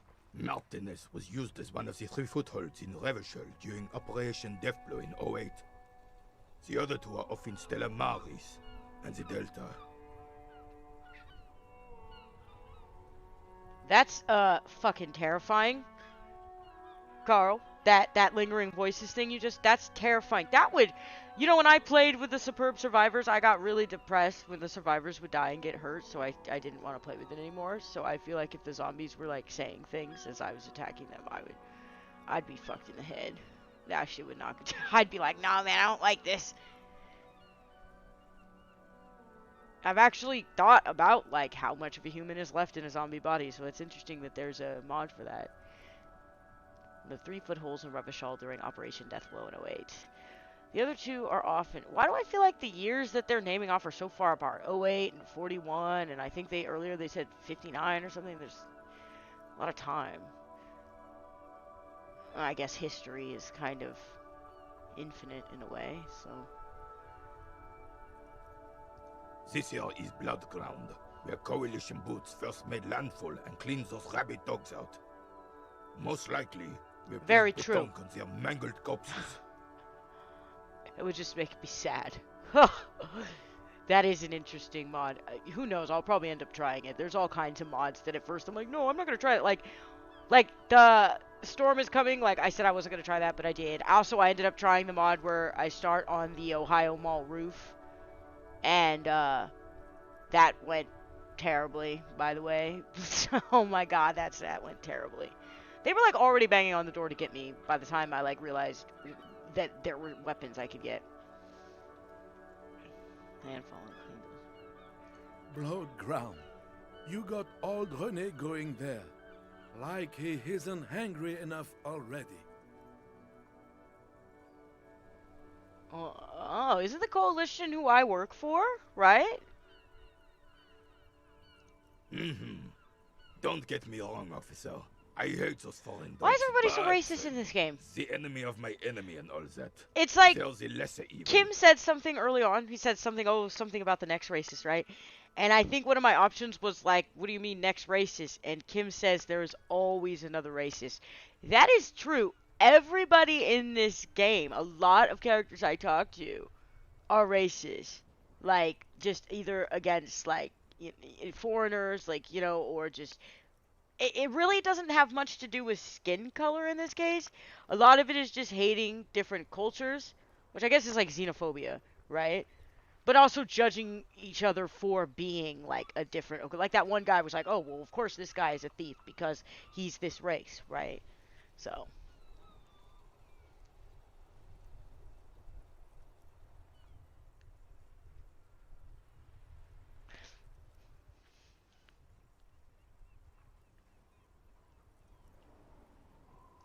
Damn right, son. They lit the fire of hell on the city before they stormed it. And it... He approves of this radical approach. Yeah. Knows it was Interesting. necessary. The rest of the city got cleaned up, but Martinez they keep as a monument. And now the Union Socialists are practically running the place. The Union Socialists, God, the anti-commie, anti-socialist hate. What's funny is about a lot of, like, Americans that, like, are anti-communist and anti-socialist is they don't actually know that those things are different or what they're defined as. Like, Marx he thought that socialism was weak and watered down, right? So, I don't know. I have my issues with communism because I actually understand what communism is, right? And I understand what happens when you put it into practice, right? But, like, a lot of people in America are just like, fucking commies, and they have no idea what communism is. They just, like, attribute anything they don't like to communism. It's so weird. Well, it's your own damn fault.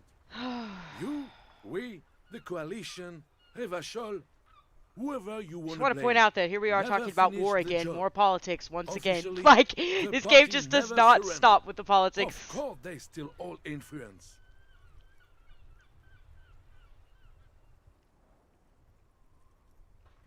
Someone talks about how the guns were so big they had to anchor. Wow. Jesus. Fuck. Okay, so overkill for sure, right? You don't even begin to truly understand the players of the table, let alone the specific circumstances surrounding the... What do you think? Why do they always ask for my opinion? Okay, alright. That's how it should be. Soft socialists paving the way for the hard working class to take over. Okay. Foreign powers cleaned up our mess, and now they rule us. This coalition seemed quite capable. Yeah, I work for the coalition, so, like, that seems like a biased response. Commies just don't understand how money works. I mean, maybe some don't. Nothing. I mean, I think that... See, commies just don't understand how money works. The entire communist movement exists because they very much fucking understand how money works, right? Like, for reals. So that's an interesting, ignorant statement, if there ever was one. I don't think I just do.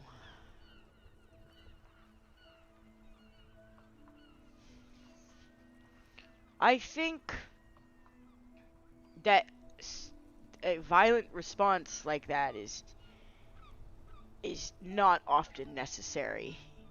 And whatever problems they were responding to, it doesn't seem like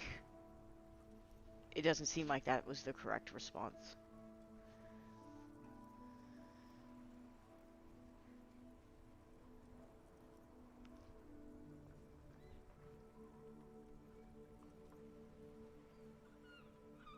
Foreign powers cleaned up our mess and now they rule us.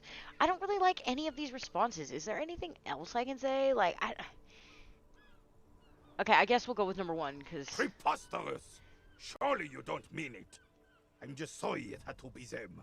After 8 years of fighting those commie hyenas, boiling cats for food and drinking my piss in the mountains.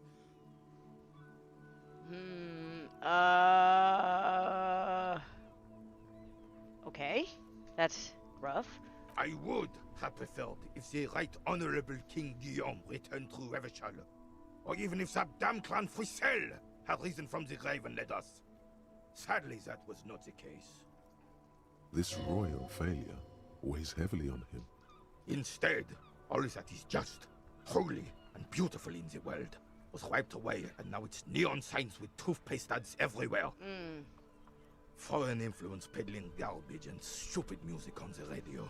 See, the problem here, I could complain about all this stuff in the real world, right? I hate how everything is so geared at making you part with your money and everybody wants to sell you something, right? I hate stuff like that. But it has nothing to do with foreigners, right? It's just, you know, extreme capitalism, right? What people will call late stage capitalism, I guess. But it's just like the extremes of, you know, what happens under a capitalistic system, right? Like, and also like, so every piece of art under capitalism becomes something to be sold, and so over time it'll lose its soul, right? You see this happen with tons of forms of art, books, movies, video games, everything. It just degrades over time the more it becomes something that sells to the masses for mass appeal.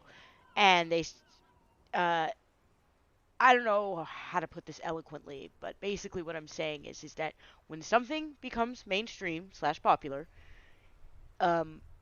it loses its soul because it becomes a product to be sold, and that becomes the most important thing. Now, artists are always going to sell their work, but when it becomes about making the most money rather than putting yourself into your art, well, that's where you get a bunch of soulless video games, books, movies, and things like that.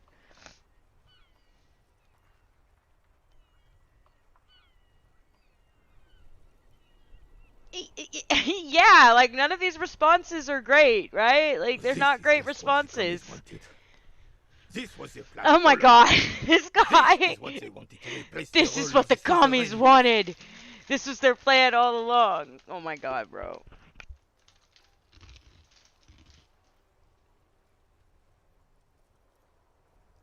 Damn Frisel. He was the king we couldn't protect. The Carabineers failed him. And the crown. He died in the hands of the Hyperlay, in a very public execution.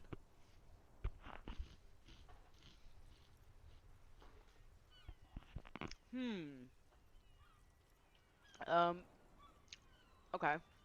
Reminds me of the French Revolution. He slouches as he says that. It makes him smaller, admitting they left the king to the mob.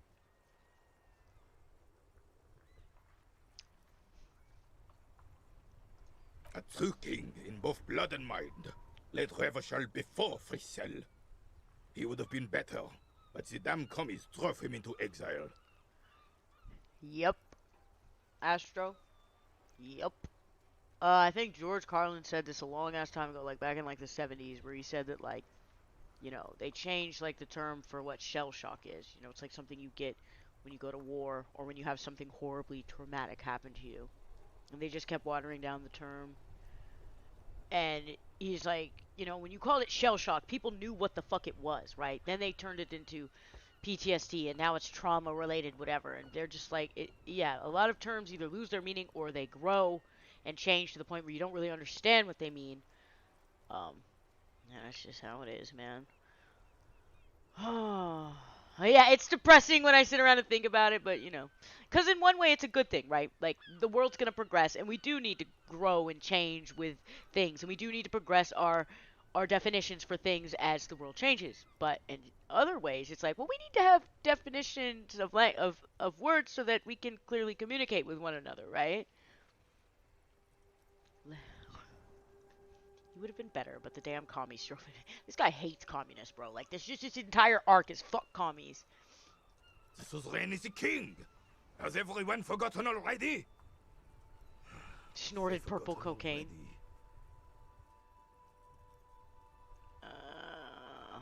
Soon, they will forget everything. Him too. Then he chooses anger over melancholy. It's no use talking to you. You were still in Daddy's balls when it happened. When we took our last stand against the filth and rode the cavalry straight into gunfire. All I you didn't even observe check the is fucking a veteran refusing to let chances go of the that. past and Oops. his old uniform. Okay. This is the uniform of the Royal Carabineers Yeah, I was in wondering service about of that Fricelle the First, Guillaume You Le should Lion, just wear your and old the ass valiant uniform King around Philip town, bro. V before Yeah, that's him. not weird at all. Don't you mean Fricelle the Fun? The fun. You do not speak his name, Craven, although he was, He was a a clown. But he was he was our our clown. clown. Ours to ridicule Ours and to more. ridicule. Oh my and to god, the mourn. nationalism is just so irritating. Like, come on, you guys. Like,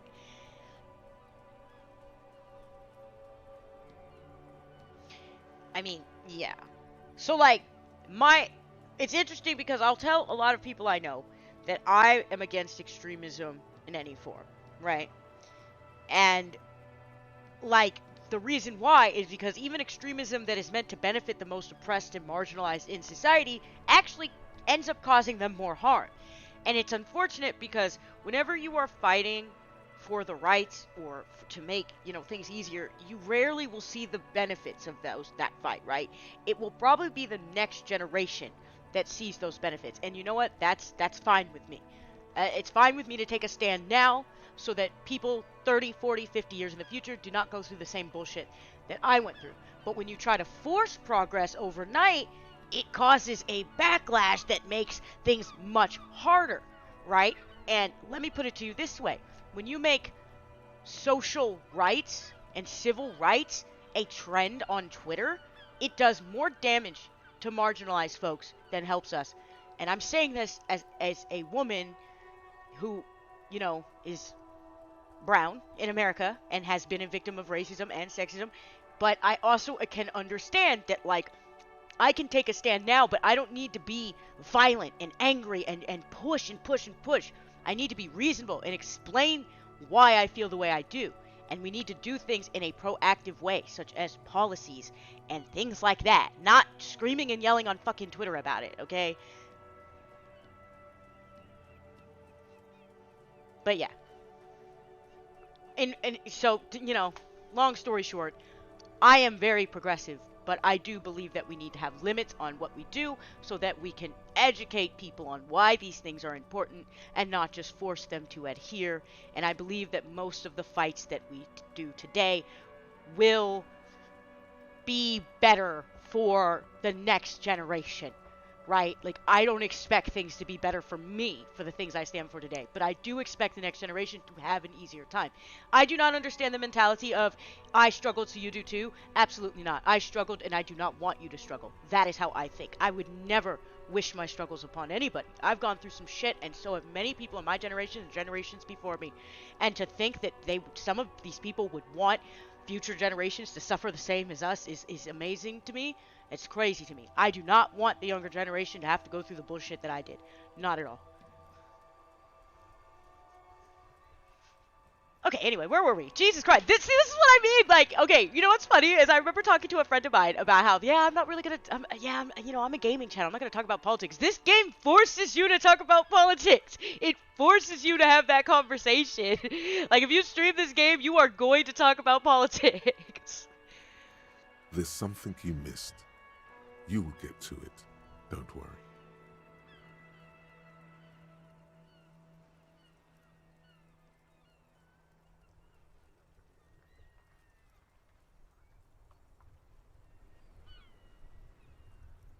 I mean, yeah, exactly.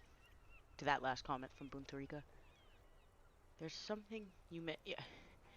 Okay, I found your guard. Okay. Okay, fine. I guess we're done.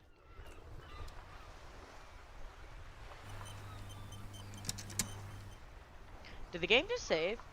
Okay, so I'm getting a lot of objectives just piling up on me. I still don't have a map. You guys, I need to go buy a map. I need to go to the bookstore and buy a map. How much money do I even have? Hold on. I have $7. Man, why am I so broke? I have to find money to pay this dude by the end of the night for a room, or else, you guys, I'm spending the night outside. And it's like snowing and shit, so I don't think that's such a great idea. So I really need to figure out this money situation.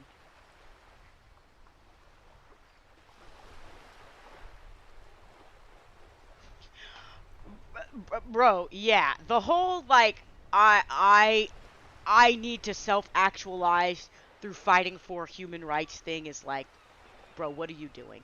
like, what are you, like, yeah, I don't know, man. I have a lot of comments I can make on it. Like I said, this game forces you to be political, even if you don't want to really get into that territory. Political talk in this day and age is a fucking minefield, right? And if you're a streamer or a YouTuber of any kind, it's actually to your benefit to not get too deep into the stuff, unless, of course, that's the, theme of your channel. But me as a gamer, I'm here to play games, and I hope people enjoy watching me play games. But this game forces you to talk about politics. It cannot be avoided. There's nothing you can do about it.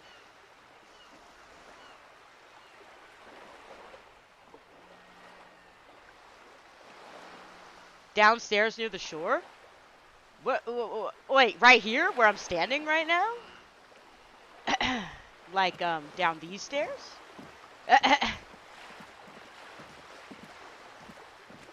Is this a shore? I don't know if this counts as a shore, you guys. I don't. Wait, there's a bag here. Is this it, or is this just a trash bag, you guys? What is this? Oh, okay, yeah. Oh, that's exactly what you were talking about, wasn't it? Wow, man, that was pretty easy. I'm amazed. Now, hold on. I have to eat, like, I'm eating, like, pork rinds. And I know that doesn't sound healthy, and it's not. But it doesn't have a lot of carbs in it. But I want to eat one, but I don't want to chew on stream. So give me 1 second. I'm going to mute my mic.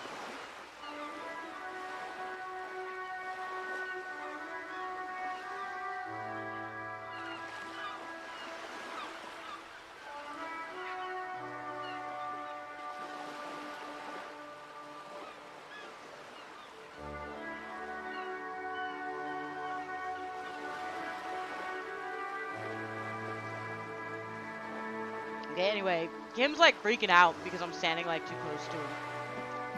Okay, so now that I have this bag, like, wait, what can I do with this shit? Hold on.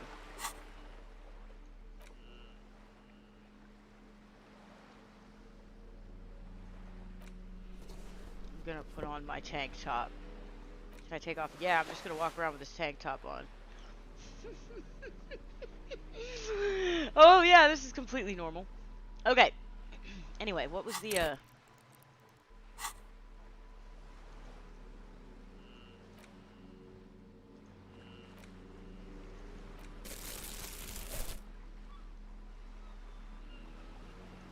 Alright, perfect. Let's go.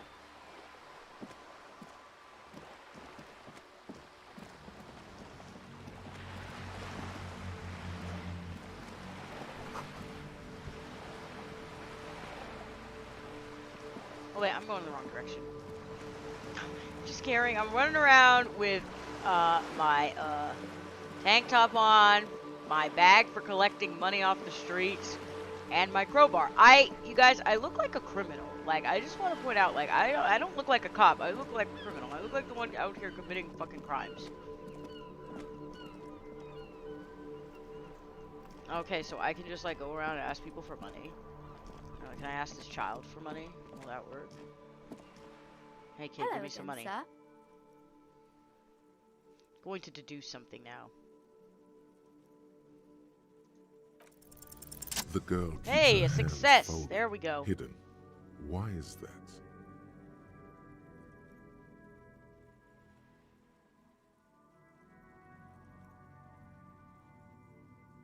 Eat with the mic on. Hold on, I missed a lot of what's going on in chat because I got sucked into the game for a minute. No ASMR. Are you an archetype? No, not fit an archetype because people cannot fully become archetype designed that way. That's an interesting discussion. Yeah, see, this is what I'm talking about. This is what I'm talking about. This game brings out these types of discussions. See, on the one hand, I think that archetypes are useful for fictional characters. And I think that personality systems are useful in some way, but I actually don't really like personality systems or anything like that. I'm not really into astrology and stuff. I have some pretty hateful opinions about certain personality type systems. However, I do think there are some uses for certain archetypes because this is how I see it. When you see descriptions of how people are, you will notice patterns of behavior, right? And some of those patterns of behavior you will see with people who have went through similar things or were raised in a similar culture or background or with parents who treated them the same way. Or they went to the same schools, had the same teachers and friends and peers around them, things like that. You will see that. But I don't think it comes from anything beyond mostly human experiences, although I do believe there is some nature to it. So it's like, I have a lot of strong opinions against things like astrology and certain personality systems because of how they are specifically used to, like, I don't know, judge people in fucked up ways. But that doesn't mean there aren't certain things that are right in them. It's just that mostly it's bullshit, so I try to stay away from it. I try to stay away from the crowd. But as with most things, I try to take a moderate middle ground view to try and be reasonable about it. Although when it comes to, like, a lot of people who follow astrology, they've made it very religion-like, and it's gotten to the point where I just can't even be around them because they just, like, force it into everything. They're like, oh my god, that's exactly what someone who was born on your birthday would say. It's like, shut the fuck up. Shut the fuck up.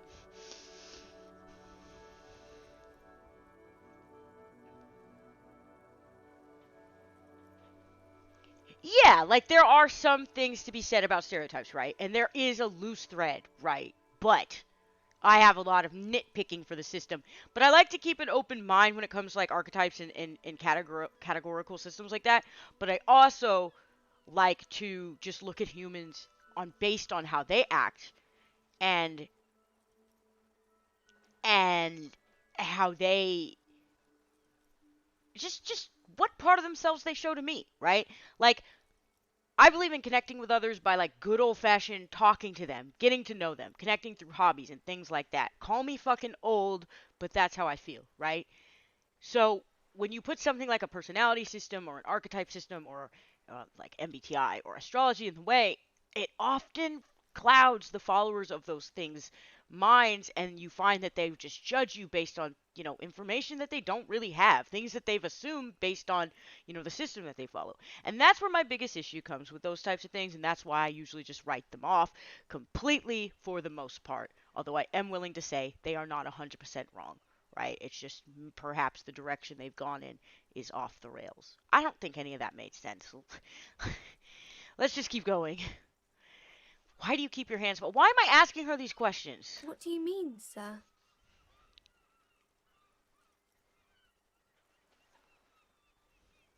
The neural DSP plugins. Oh my god. Context of lived experience. Yeah, those things are very important to me. And they're more important to me than somebody's birthday or what MBTI or the Big Five or any other personality system says. Because, like I said, sometimes those things can be right. But what matters to me is speaking with that fucking person, asking them how they are and who they are as a person, talking to them about their experiences. And this, remember what I was talking about Nier Automata earlier? It's like you can't talk to an animal about your existential dread, about your search for purpose and meaning. The only other thing on earth that understands that is another human. And that is why connecting with them is so fucking important. Because you can't answer these unanswerable questions, but you can share that with someone else. And also, when you are miserable, you know that saying, misery loves company? Oh my god, you guys, I'm going on another rant. I swear, I'll make it short. I always looked at that in such a weird way because people take it as misery loves company. They want to make you feel fucking miserable because they're miserable. And I'm like, well, let's look at it from a different direction. Misery loves company because they need it. Being isolated and alone, trust me, is something that eats away at you, and it's horrifying. I have spent so much of my life isolated and alone and feeling like an outsider, not really having close friends, even people I felt close to, not really understanding me, and really I couldn't make connections with them, right? And so I just, I don't know. I guess what I'm saying is that being alone is one of the worst things that can happen to a human, right? Like you know, outside of all the other horrific atrocities, right? But like when someone is isolated, it's horrible, and there's no one they can connect to, and when they're miserable and isolated, it's so much worse, right? And it's like if they could just reach out to another person, or if there was another person there to talk to them about their problems or comfort them, it relieves so much. I remember one day I had like this whole mental breakdown, and I was just tripping, and I didn't know what to do. And I texted my boyfriend. He was at work, and I told him, hey, I need to talk. He called me, and I cried it out, and everything was fine after. Like, I legitimately just needed someone to talk to. We need someone to talk to sometimes. Humans need that. We have to have that. You can't live without that.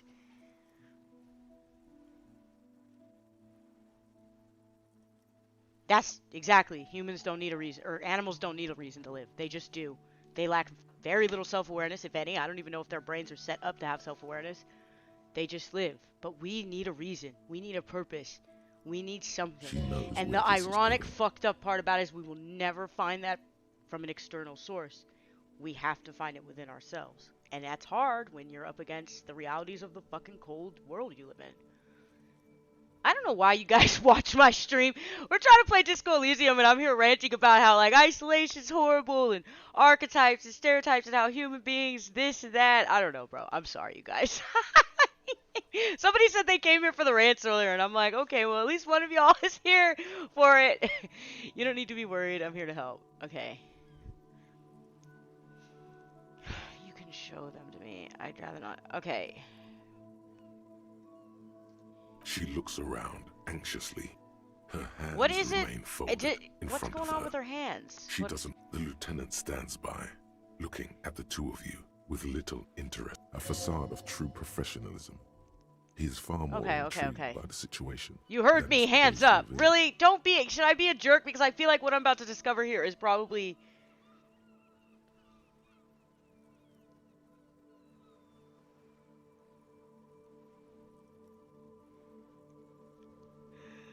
Okay, should I just go balls to the wall? Alright, hands up. She brings out Okay. her reddened hands, her nails frayed, Oh, she bites her nearly nails. chewed down to the flesh. Oh. And you knew this from me keeping my hands folded? It's super simple for a detective such as myself. There were a few other hints. Yes. Also, I'm just gonna take a bite of my food since you guys, like, obviously aren't offended by sound. I don't like the sound of people chewing, so I just assume everybody else doesn't either. But I'm hyper overly sensitive to, like, sounds in the world and shit. Like, I have, like, sensory overload. It happens all the time. Well, that proves nothing. Anyone could do an easy deduction like that. Okay. She actually is impressed. This is more like a defensive reflex. Defensive reflex.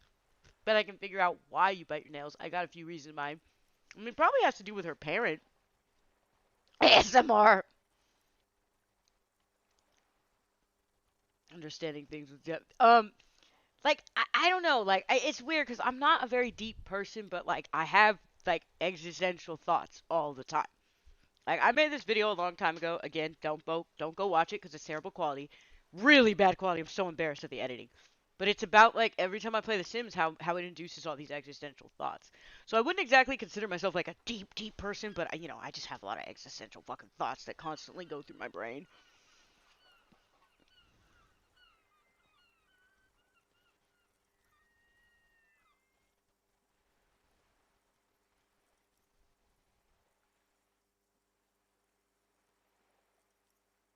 Yep.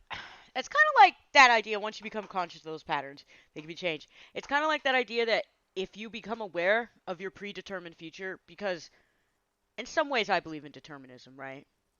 Like I do. And so if you become aware of like your predetermined future, you can change it. You can like interfere and not go along the path.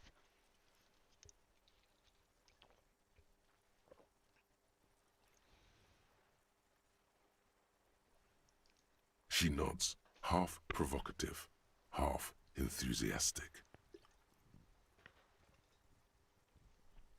You're uptight because your mother... Yeah, that was going to be my first guess.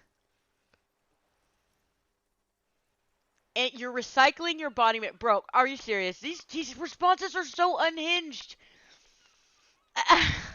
I'm just going to go with the first response. We're going to play it straight, man. We're playing it straight. Maybe so, sir. Okay, I know it's a bad habit, and I shouldn't. Alan Watts? Yeah, I've listened to... I mean, at this point, if you've been on the internet long enough, you're going to listen to a lot of Alan Watts. You're going to hear a lot of his quotes and hear a lot of the things he said, but it's not like something I regularly do. I also read a lot of Bukowski and shit. Same vein, although Alan Watts is a lot more quote-unquote profound and more interesting, really. Bukowski is interesting because, like, honestly, if you actually are familiar with his work, I've read a lot of Bukowski, he was kind of just a shitty person, right? Who wrote good stories about being a shitty person.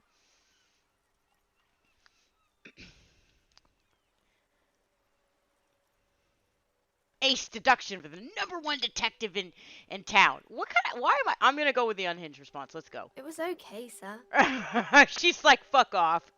There's more that can be achieved here. Ask her to do the same. Do better. Deduce something about me. That was a masterclass move. Whatever, kid. I don't need to prove myself to you. Why are you arguing with a 10-year-old? A 10-year-old who's suffering under child labor because her mom's a cunt. Why are these the only two responses? This is what I mean. I don't like these responses. We'll go with #1.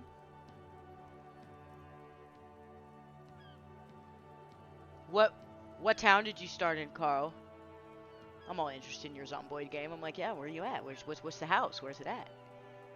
I downloaded the Overlook Hotel mod, you guys. It's supposed to be the Overlook Hotel from The Shining. It was pretty cool, but it's not a little lackluster, but it was cool. There are a lot of zombies on the property. You're quite sober. I am sober, actually. I haven't been drinking or doing drugs. The lieutenant does not flinch at the comment. He does not flinch even. Wait, how do you know I'm usually not? bit. Yeah, about that. He Maybe you could point me towards some booze. Not flinching. Imagine asking the It child takes effort. if she could point you towards some fucking booze. Imagine being that unhinged of a person. How do you know I'm usually? I'm having a grand time. I'm also sad and my head hurts. Maybe don't divulge such intimate secrets to a child. Like, she doesn't need to know about your fucking depression, okay? I'm having a grand time. Yeah, just say that. I sure hope you are, sir. She don't believe me.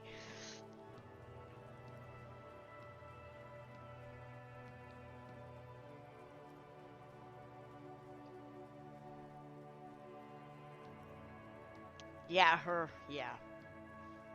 Yeah, the whole, like, you're sober thing. Yeah, it's like a call out, right? Like, she's like, I can deduce that about you because I always see you fucking fucked up and drunk, right? It's like, jeez. Okay. Oh, so you're, like, in the outskirts around, Rosewood. Those areas are cool. Like, I'm gonna try and do, like, a nomad run, you know, in the future. So, yeah. I have a mod that lets me start. Did you guys notice the sad face right here? Right here to the right of the girl? Well, her left, our right. There's like a sad face here. I guess there's... Is this a, like, face blinking? Am I seeing things, or is there a sad face there? There's There she stands, swaying, on her feet, assaulted by the early spring breeze. She smiles at you. What is The romance? whole Who are these situation famous people? suddenly feels familiar. Do I have a kid? somehow. Is she reminding me of my kid that I probably abandoned? Point to the woman browsing books. Who are these? What is romance? It's the type of book where there's a rich lady and she has to choose between the good man and the bad man. That is the most spot-on description of romance ever. Because, check it out. When I was in high school, I was an avid reader. I don't read nearly as much as I used to lately, just because the last year or so I've been kind of like, I've been writing more of like my story and playing a lot of games and streaming and stuff. But I love to read, right? And I love the experience of reading a story and getting to imagine up everything on your own rather than watching a movie, which I'm not saying movies aren't good. I'm just saying, you know, I like the experience of reading, right? And when she said, I read like some romance when I was in high school, just because, you know, I read a lot of I just read whatever. My favorite genre was science fiction, but young adult science fiction is basically just romance in space, right? And I swear to God, it's literally rich girl picks between good man and bad man. And she starts out with the bad man, is almost convinced by the bad man. The bad man is usually very manipulative, tries to sabotage the good man, blah, blah, blah, blah, blah. Long story short, she ends up with the good guy. That's like all the romances that I ever read.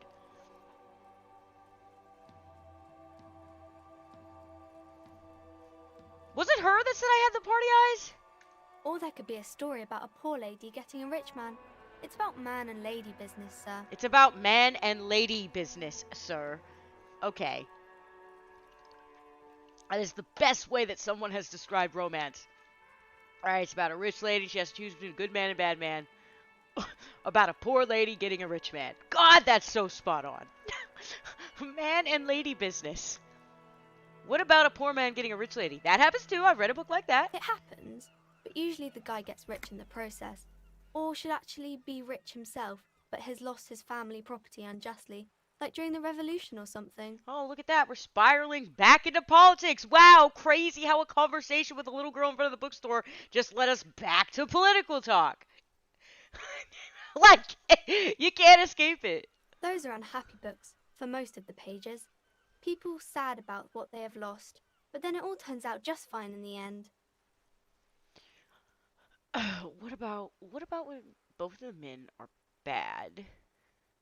What? To be honest, a lot of them, the men are both bad. They're just bad in different ways. Like, one's bad and one's, like, less bad. One's, like, overtly bad and the other one's, like, covertly bad. What about when everyone is poor? What about a book where the man and lady business doesn't work out at all? I mean, there's plenty of books like that. That's okay. I'm just gonna ask These all are these not questions. very common. You can't have a choice between bad and bad. Nobody wants to read a story like that. That's not true. Some people might. Yeah, if it's written Well, very well. Maybe then it's fine. Maybe if the lady then decides not to pick either because she doesn't need a bad man. Yes, that would be interesting. Yeah, it's like I said. It's like people remember, like, okay, you want to hear the funniest thing that I ever heard about people saying games are political? So, like, I didn't really know much about, like, Wolfenstein, but, like, I remember a long time ago people were like, oh, they made it political because it's about killing Nazis or something, and which is a weird thing to say in itself. But then I found out that, like, it was over a comment they made on Twitter, which was just them capitalizing on heated political debates on Twitter and just trying to get, like, a more progressive, quote-unquote, leftist crowd, right? It's just sales tactics. But I thought it was interesting that people were like, I can't believe they made this game political. And I'm like, well, isn't a game that's about killing Nazis kind of inherently political? I feel like that's already a political game. Like, when somebody was saying that X-Men was political, they're like, oh my god, they made X-Men political. And I was like, it's like one of the most political comics I've ever read. Not the most, but it's pretty political. So I always thought that was interesting. But, like, this game doesn't hide it. It's not hiding it behind themes or anything. It's like, by the way, politics, would you like some politics? Let's talk about politics. Here's some politics for you. It's just fucking hilarious.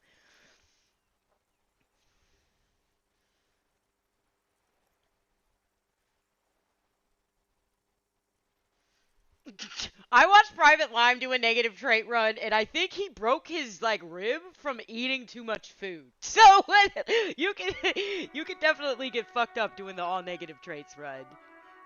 What about when everyone is poor? Okay. That's really not a proper romance story. That's more like everyday life. That is the saddest shit that she just said. What about when everyone is poor? That's really not a proper romance story. That's more like everyday life. Now, here's the thing about someone who grew up poor. I always saw the life in books, movies, video games, the life that you would see characters have as being not for me because I was poor. Oh, that's rich people shit. Oh, that's what people with money do. You know what I mean? That's not for me, right? Oh, that must be how people with money live, right? So that's a very interesting thing because she's like, that's not a proper romance story. Basically saying that, like, people don't want to read about poor people because that's normal. It's normal for everybody to be poverty stricken. They want to read about rich people with fantastical things because they want to fantasize that they're in their place.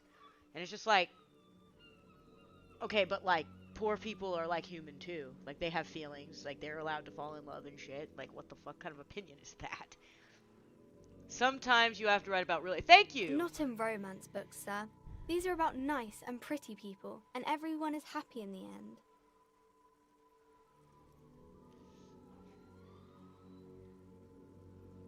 I mean, that's true. Anything will always lead you into political talk. Hell yeah, growing up poor makes you appreciate things. You have no idea how much I appreciate every single thing I have. Even my damn computer that doesn't stream well, you know what I mean? I appreciate everything.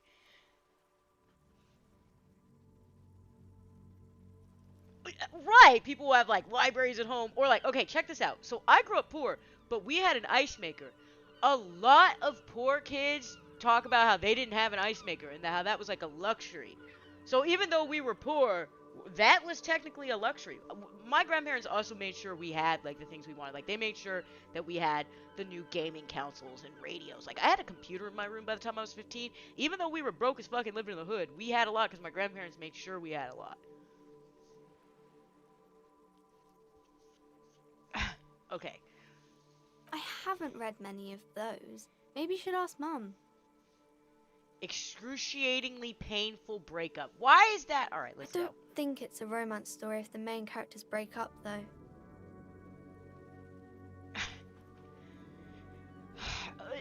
I mean, I guess technically not. No, think about it. One where they plunge into a torrid spiral of pain and recrimination. Only it's really long and drawn out, scarred for life. Phantom limp. Bro, what the fuck? No. Yeah, you don't sounded know. unhinged. But I had to go with that anyway. You can take this. Blossom like a pain. Yeah, we didn't have ice trays. We actually, I mean, when I was a little kid, my mom had ice trays. My grandparents, they had one of them fancy ass fucking ice things you put the cup under and you get water and you get ice and you're good to go, right? So, and like, yeah, that was apparently a huge luxury, right? So, and it's one of those luxuries I didn't even realize was a luxury, right? You know what else was a luxury I had? And again, we were very much poor and grew up in a very bad area. But another luxury I had as a kid was the fact that I even had a TV in my room. Like, I would get in trouble and they would take away my PlayStation or my Nintendo, whatever. Well, they called it all a fucking Nintendo. No matter what system it was a fucking Nintendo to them. But they would take, like, I remember telling somebody that, like, they unplugged my TV and turned it around and that they took my PlayStation. And they were like, you had that shit in your room? And I was like, yeah. Like, I didn't realize that those were luxuries, right? It's also like when I talk about old school gaming. A lot of people my age basically will tell me that I was extremely privileged for having a console, for having a computer, and being able to have access to a lot of the games that came out in the early and late 90s. Like, again, I didn't really realize this, right? Because my grandparents would save up money and they would buy us all the stuff. Even though we were broke, they would make sure we had stuff that made us happy.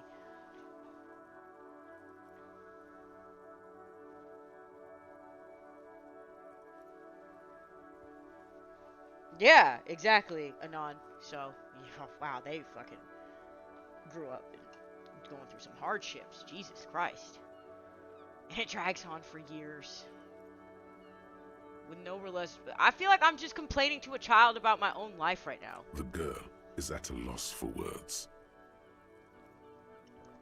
Really, bro? She shifts and sways on her feet. Alright, looking man. confused. You're just making and this, like, child uncomfortable. uncomfortable. Because, like, I want to complain about my relationship problems. Like, can you say inappropriate? Like, but to be fair, though, like, what I'm suggesting is not a terrible story to tell. Stop. There's no need for this. It's in your power to change the subject.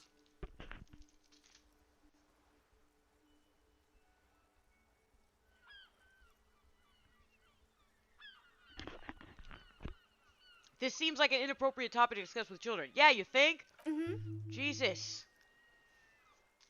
Jeez, man.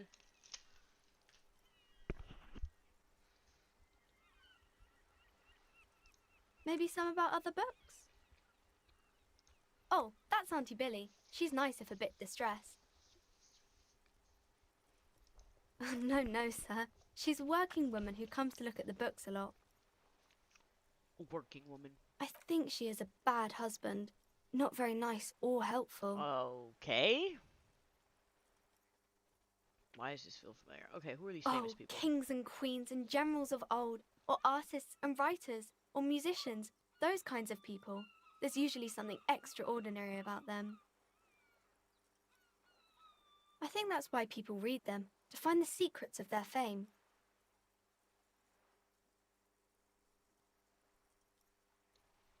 Huh. Seems like most people who read those books fail to get more famous from reading them. But it does make the famous people more famous.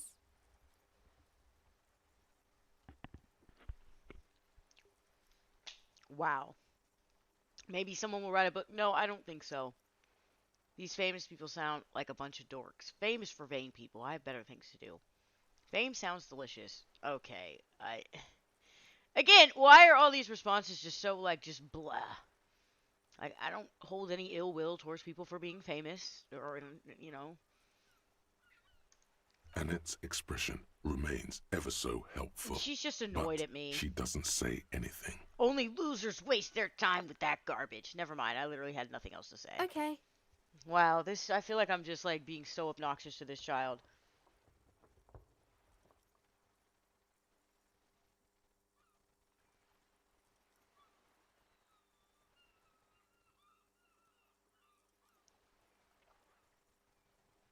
Yeah.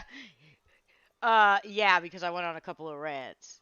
Oh, you're in yeah, those fires are, yeah, it's weird because in California we always have forest fires and shit. It's weird that the East Coast is getting pummeled with that shit. Okay, let's see if I actually pass Because this. you know Okay. each other. She's been talking to you so openly because you've See you talked later, before. Buntarika.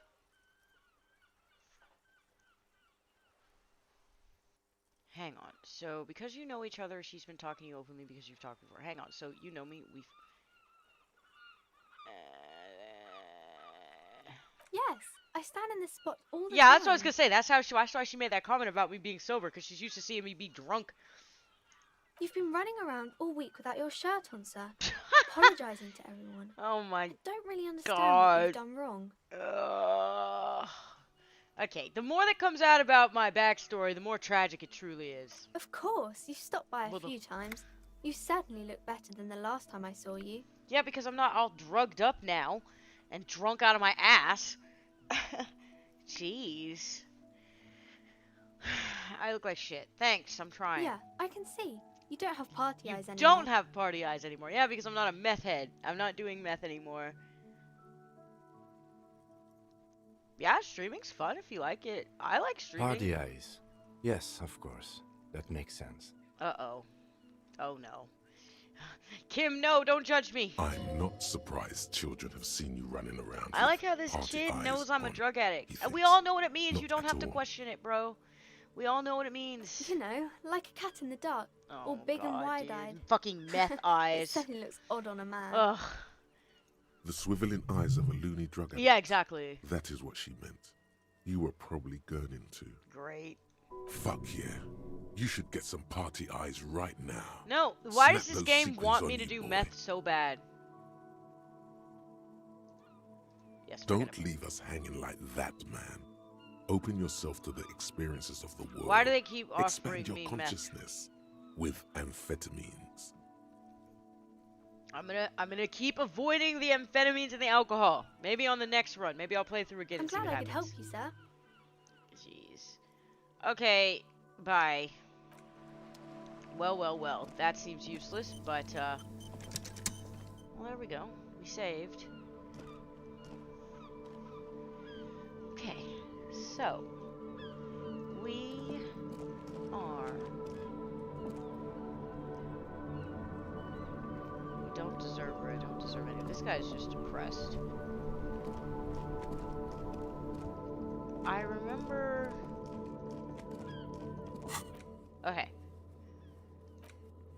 Gain authority and ties to for the investigation to advance. Soften them up first. Maybe investigate the crime scene or the body. Look for a witness. Get help from the union boss or the company rep. Tie them. Talk to Titus and establish authority in the Hardy Boys' eyes. Okay. I don't feel like this is gonna go well, but, I guess we can try it again. I'm probably gonna get murdered, though. Is this where I need to... Where were they at? Were they at the Whirling in Rags? Yeah, they were. Okay. I don't know if this is gonna go well, but, we're trying it. Okay. Is this him? These guys are probably gonna murder me. Which one is him? Him? Looks like Yeah. the circus left town, but the clowns are still here. Yeah, whatever.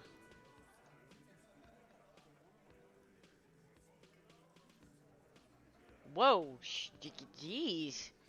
Very low. Yeah, I don't think I'm gonna... I talked to Joyce. The Merc you hanged. His friends are coming for you. I want to talk about the hanging again. Oh, man. I feel like I have to keep talking to people who hate me and want any reason possible to fucking murder me.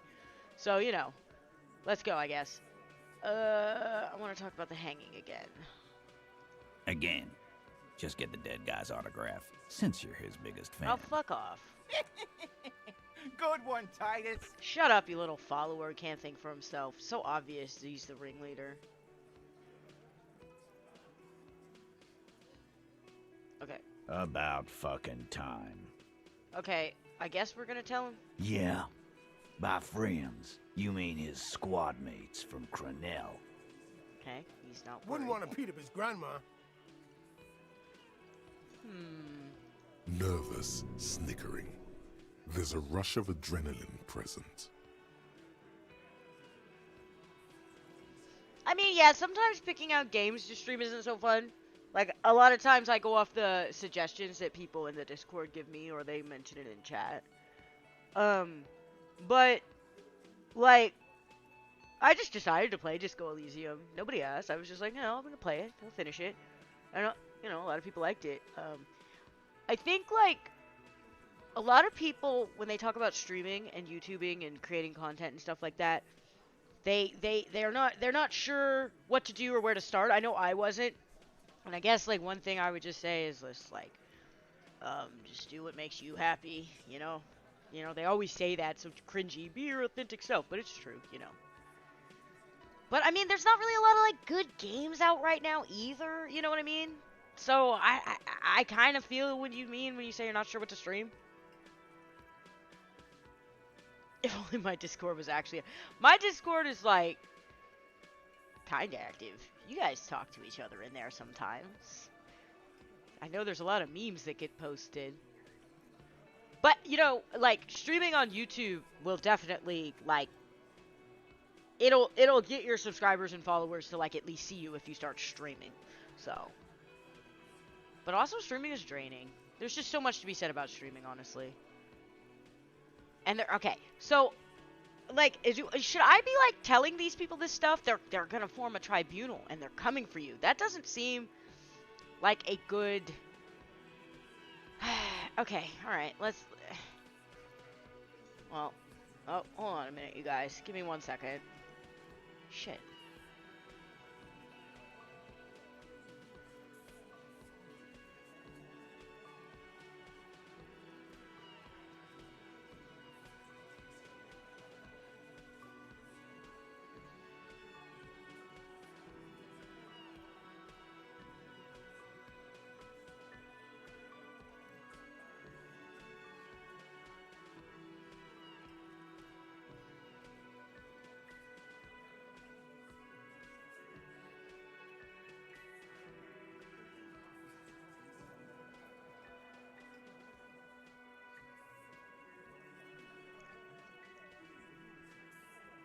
Okay, I'm back. Sorry about that.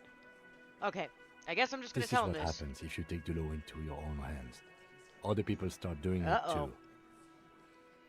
Okay, so Kim approves of me just divulging all this information. I was wondering, like, should I be telling these guys this stuff? Let them come. The Hardy Boys are right fucking here. Okay. You guys, like, do you guys remember the Hardy Boy books? Like, it's hard to take these guys seriously when they call themselves the Hardy Boys, bro. You heard the man. Right here. We're armed. We got the whole district behind us. And Glenn. Glenn is fucking crazy. Okay. Yeah. A well-oiled murder machine. He punches Blondie on the The shoulder. mood is on the rise. They're feeling confident, ready to punch out the whole Merc platoon. Okay, so the Colonel's bad news, you know that, right? The mercenaries are armed with automatic weapons. Joyce said they've gone rogue. Nobody is controlling them. I mean, should I really tell them any of this stuff? I feel like I need to kind of get these guys on my side, but I'm not 100% sure.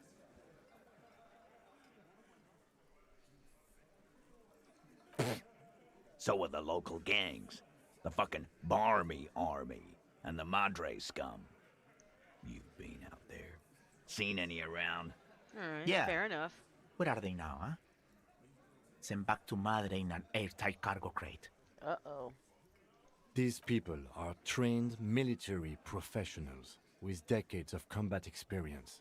They are not a gang or a Barmy army. Yeah, like, we're trying to warn y'all. With me, look at me in my tank top and my crowbar and my fucking tie and just carrying around my baking bag. I'm just like, this is just kind of hilarious, honestly. I just look so unprofessional.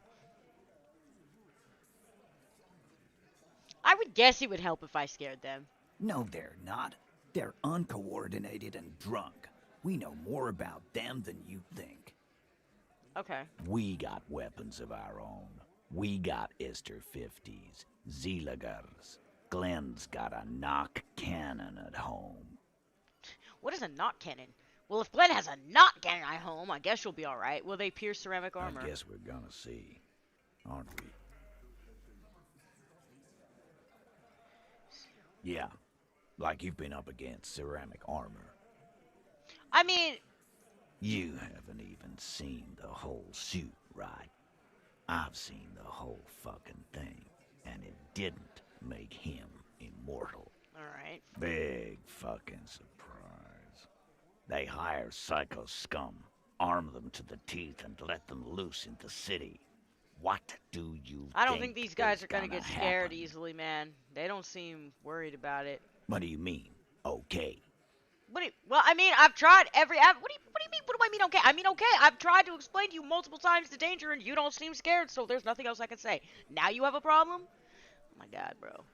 Okay, they're going to wipe you the fuck out, Titus. Okay, you got this. I mean, okay, I'll be on your side when they come. Okay, you got one more gun on your side. Once I find mine, I lost it. Bro, now is not sharing time. What is this, dude? Guess I'll be gunning you down right alongside them. Okay. No, they won't. Get out of here with your negative energy. With my negative energy. Oh, I'm sorry. Am I ruining the woo-woo of the room? He really doesn't like you ruffling their feathers like that on what might be the eve Well, of you're gonna battle. get killed. All he means is that the situation is serious. No wonder you cops get shot to shit every day. Can't go to war with an attitude like that. Oh my god, like, everybody in this game is warned about the tribunal. This is, wait, what is this? Established authority? I want to talk about the hanging again. Okay, I'm gonna try it, but I'm probably gonna fail. Establish authority. Yes. you don't see. Authority. Feverish thoughts. Bro, I'm gonna race get, through your okay, you mind. guys, you want to see me get fucking murdered? Because I'm about to go off. I'm the only one keeping this town from going to hell, and you're not helping. Kim, I need your gun. What the fuck? No, I don't need your gun. First of all, tell me someone who's been raped. And, you know, that's bullshit. Okay, so I guess I'm gonna be a piece of shit. Stop shitting your pants. You don't need to know, alright? We took care of it. The law handled it, alright? Yeah. Aren't you listening? It's done. Oh my god, I don't Finito. trust these people at all. They all seem like they're lying. You're not the law. I am the law. Okay. I guess we're both the law around here if you start to think about it. Maybe you're right. Maybe I'm not the law. Maybe everyone's been lying to me. What in the hell? Why are these responses so off the chain? Okay, you're not the law. I am the law. For God's sake, stop shouting! Stop breaking things in my establishment! Stop provoking those oafs! Oh, shut up. Sounds like someone's damn broke. No, I'm also broke. They're not going to give you anything. Can't you see? I can't have a police interrogation in here. People are trying to eat. I'm gonna tear your stupid hairy head off. Should I just go fucking full unhinged once again? Shut up, barman. Of course it concerns me if you make this kind of... Shut the fuck up, bro. Easy, babes. What is this? I can't have a slap fight in my bar. It's embarrassing. We are deep in Far's territory. We need to cool off and re-engage later. Oh my god. Okay, fine.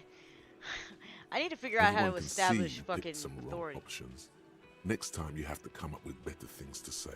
Everyone can see. You mean everybody in chat? Yeah, sure.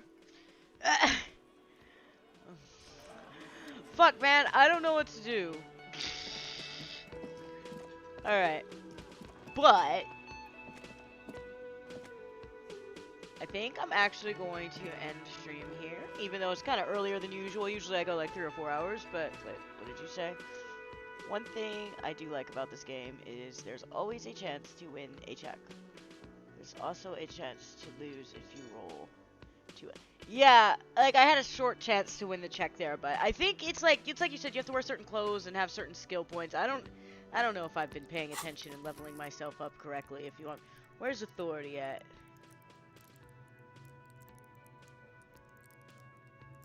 Yeah, I have no points in it at all. So yeah, that kind of makes sense as to why I'm just losing all those authority checks and why the point is so low. I need to get more skill points, you guys. Oh wait, wasn't I supposed to help this person with something? Hello, dear. I didn't notice you at first. Just some field work, sweetie. I think I was supposed to help her with returned by this. now. The water lock. That was broken. Could this be it? Oh my. What I don't happened even to know the what I'm water talking lock? about. How do I know this information? She's like, oh my, what happened to the water? I'm like, I don't remember uncovering any of this information. Did I actually engage in this investigation on the last stream? Well, my memory sucks, you guys. What do you know? It's blocked by a big butter billboard. It fell right into the water. Oh, that's right. I do remember going over there. Okay, yeah. Oh, sweetie. If it weren't for you, I'd be looking forward to another sleepless night. Okay, but that doesn't really Thank establish you that her from the husband and stuff bottom is of still my heart. alive. Like, I don't know. You're welcome, ma'am. Okay, so there we go. I passed. I hate to ask, but if your investigation takes you to the other side of the coast, please do keep an eye out for my husband. I said I was gonna end the stream and then I keep streaming. Well, I mean, I just wanted to see what this interact. I'm glad I talked to her because I didn't even remember investigating this. This will surely lead to a cryptozoological mystery with that extremely rare insect. What? And if you see him, let him know Lena is waiting for him here at the Whirling. He gets so tangled up in his work that he may not know the water lock's been repaired. And it's cold out there. If I see him, I'll let him know you're here when or if I get there. I've really spent too much time on this site. Yeah, whatever. Oh, you're such a dear. Thank you, sweetie. Okay. Oh, yes. A zoologist. A crypt. It's a pseudoscience that attempts to legitimize research into mythological beasts and urban legends. Oh, okay. Full on call out. That's one opinion, yes. And people are entitled to their opinions. He's like, it's pseudoscience bullshit. Wow, okay. Well, good job, Kim. She's used to playing off such insults casually, but they still affect her. My apologies, ma'am. I did not mean to undermine your hobby. I mean, you did, though. You said that, and you knew what it meant. It's not a hobby, dear. It's a subfield of zoology. One specializing in animal species that are so exceedingly rare that many assume them to be extinct or even fictitious. Searching for such species called cryptids is difficult and often thankless, and frankly, many scientists are too lazy to do it. Universities these days are rarely interested. She's completely internalized her husband's struggles. They are her own. Tell me more about this rare insect your husband. So you don't notice this about me, but actually, maybe you could convince her to tell you about some cool cryptids. I mean, okay, let's try it. There's really I mean, no it would point seem in like it had a high this rate of anyway. success. She'd be only too pleased to tell you about her. Oh, I'd be delighted. Gonna One waste our time. cryptid, not a couple. Yeah, this fool One. just is not trying to This stand here won't turn forever. into some kind of cryptid extravaganza. Fucking Kim is like, what the fuck? He nods and assumes a waiting posture. Cryptids, cryptids. Let's hear about all the interesting What's cryptids. the biggest cryptid? What's the tiniest? What's the most dangerous cryptid? Are there any invisible cryptids? This has been educational. Okay, yeah, dangerous. The gnome of Jeroma. The gnome of a gnome? Is he related to Gnome Boyfriend? Is this a family member of Gnome Boyfriend? And he's dangerous? Hey, you guys want to know something funny about Gnome Boyfriend? David the Gnome in Project Zomboid is based off of like an 80s cartoon called David the Gnome. I'd never heard of this cartoon, but yeah, that's where the image comes from. Oh, it is. None of his victims survived. Grieving relatives never even found their bodies because the gnome's venom dissolved organic tissue.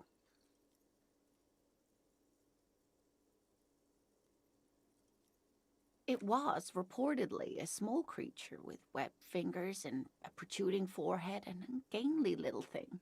Quite scary to look at.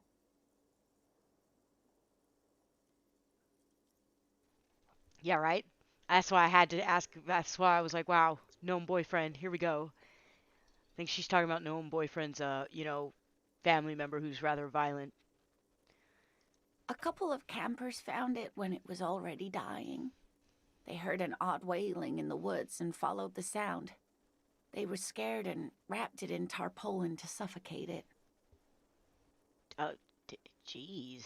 Okay. It still took the gnome of Jeroma an entire day to die. Yeah, this just sounds like some shit you made up. It sounds crazy. If the body of the creature was found, why aren't there detailed illustrations Yeah, of it in good science question, Kim. textbooks, confirming the existence of these very little species? Yeah. Alas, the first scientist who got his hands on the creature's corpse put it in a jar of formaldehyde, thinking that would detoxify the gnome's venom. Oh, how convenient. Instead, all the venom leaked out of the creature's teeth and into the surrounding liquid, dissolving the creature itself. A poetic end, perhaps, but a real loss for science. Okay, well... Of course, dear.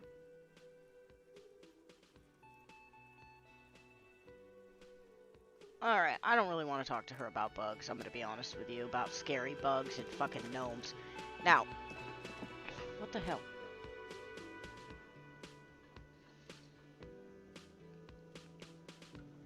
Oh yeah, I gotta go. I think I did that last stream, Anon, but I think I need to go.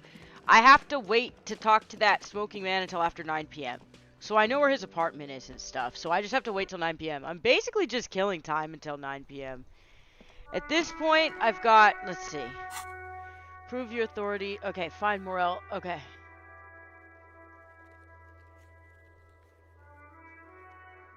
Okay, so I don't remember exactly where that was. Let's go over there. I don't remember exactly where that was, but, maybe, is it this way?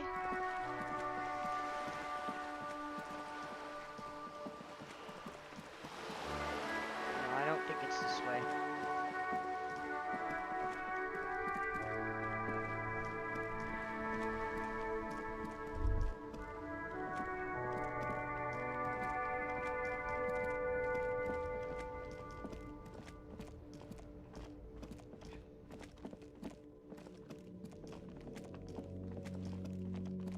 I think it's right here, right? G'day to you, officers. Okay. Is it still broken? A crumpled billboard reading, Samaran butter soaks in the canal. Two ugly lines. Alright. Okay, obviously. What is this? Have I gone in here? I don't think... Oh, this is the guy... Okay, yeah. I do The remember coming in boomboxes here. on the shelf look well loved and well traveled. One especially catches your eye. Deep gold and amber plastic with a big old classic boombox that says Stereo 8 approved. Huh. This is you. Golden orange. A sunset suite. Just make sure it works before you buy it. Okay, I don't have any of the money for this stuff, so never mind, but I have been here before. And I remember the guy behind the counter is like he's on some kind of drugs because of something that happened during the war, but I was like accusing him of being a drug addict, but that wasn't actually the case.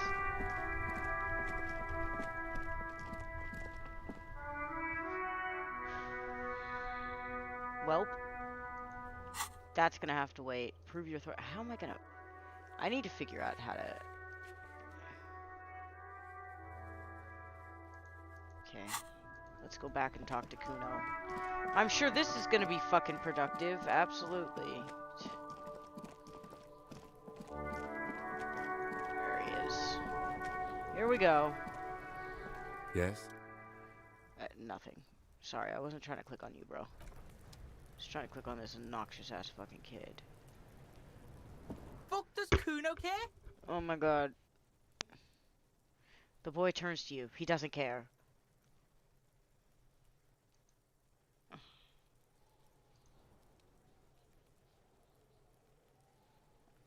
Yeah? The kingdom of Kuno? The fuck do you want? Okay, he Yeah, doesn't whatever. have anything new Kuno to say. doesn't- So I guess that's locked because I don't know. I'll die before I squeal, pig. I come from the woods, good Davidu. You don't want to go there with me. You don't want to see what I've seen. Okay. Don't be traumatizing here. Get the fuck out of here. Shut up, Kuno. I'm not I'll traumatizing die anyone. before I squeal. What's this kid shit? Fucking mind games. I'd rather These die kids than are so fucking Get annoying. the fuck out of here, face. You got done. Talk to me. Shut up. Okay, these kids are not going to I'll give die me before I squeal. anything. Murder was the case they gave me. Wait, is that a reference to Snoop Dogg, bro? She just referenced the Snoop Dogg song. Alright. Okay, so, I'll yeah. die before I squeal. You don't want to fuck with me. I got my hands bloody. I'm not here, pig. You're not seeing this. You can still see the top of her hat from behind the fence. Alright, bro. Well, that did absolutely nothing for me. But as I said, I think we're going to wrap up today's stream. I'm thinking next stream we'll probably get to nighttime, and then I'll go talk to the one dude. At this point, I'm not sure. There's so many objectives I have. Yeah, I need to go here after 9. Okay, actually, I'm going to go do this real quick, because I think this is something that I couldn't do at night because the guy had went home, but he should be there now. Let me take care of this real quick. Oh, back here. There he is. Wait, why is Kim's book just floating? Once again, we have a weird glitch. Okay, The this man guy. ponders his cooking utensils and gives you a little nod. There we The go. man says a couple of sentences in that strange language of his, and then seems to wait for you to speak. For me, it's almost 3. I'm in a Pacific Standard Time. Sentence in that strange language of his, and then seems to wait for you to speak. Strange language of his. It's just a different language. It's not really strange.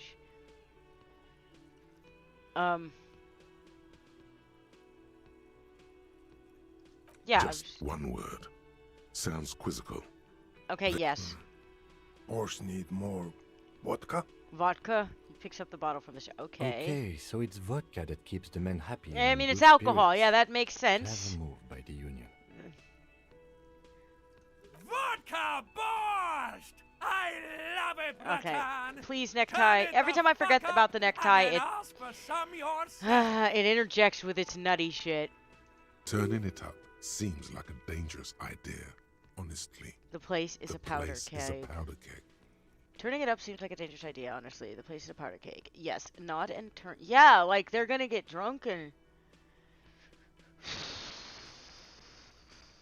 Yeah, don't put any The more cook in there. gives you a long, disappointed look, then turns stands Oh, I got a new disposed skill off point. and seems to wait for you to speak.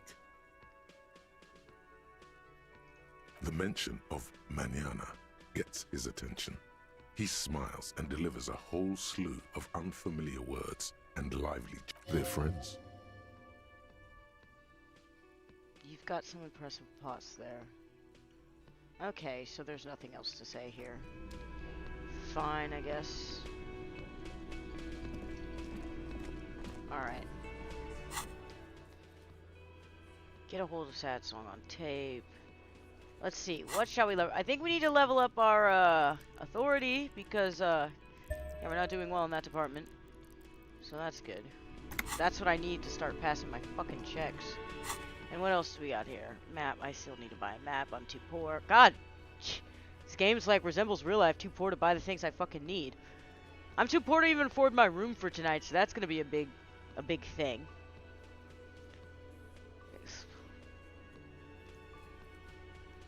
How do I find a way into the secret passage in karaoke?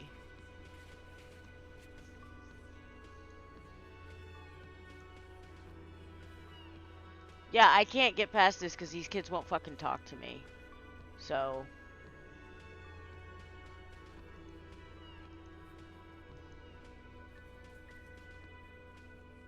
okay. Nothing I can really do here. Except for...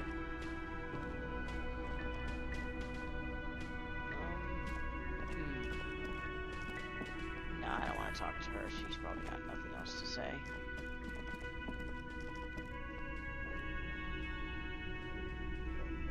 Yeah, you got any money to give me?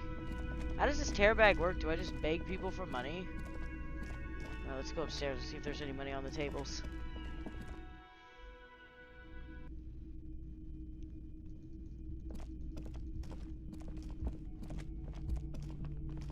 What is this? I'll be right back. Wait, don't come in here, bro. Kim also tries not to look at the pile of taped viscera on the carpet, God, dude. or the weird suitcase on the hat rack, or the potted plant dying in the corner. But it's all just too morbid to ignore.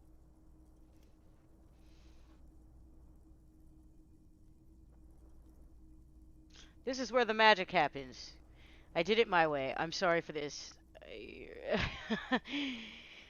Consider.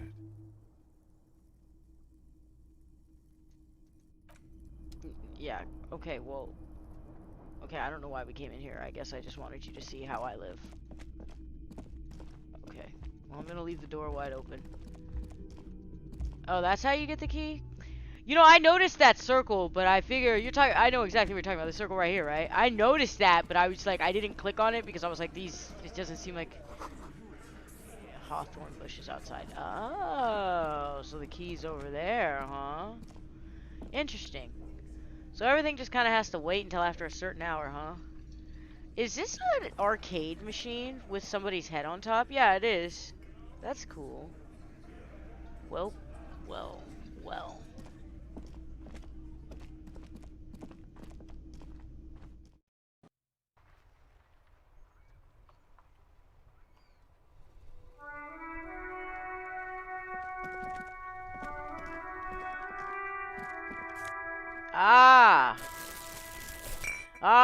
Here we go. Oh, yes, let's take this stuff. I need all this, because I need money. That's right. I like how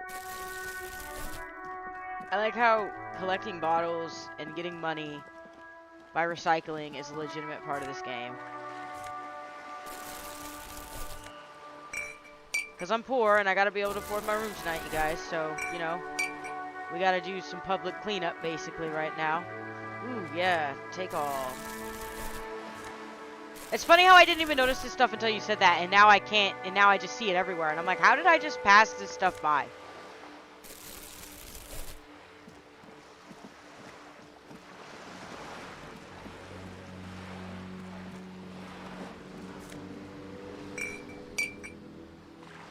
Yes? Oh, Mikey. No, I'm trying to collect cans and stuff. Leave me alone. Okay. What is this? I don't think I came back here. guys. What is this? Oh, wait. No, I did come back here because this is where we talked to that one dude, right? Yeah. Okay.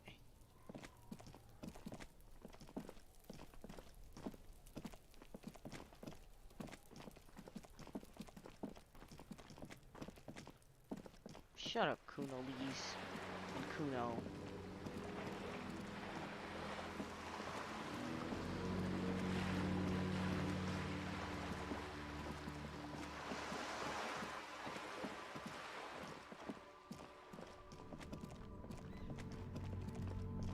Let's see. My eyes are starting to like glaze over as I sit here searching for cans and bottles. I feel like I can pull. Oh, yeah, I already pulled stuff out of this trash. Yeah, take that.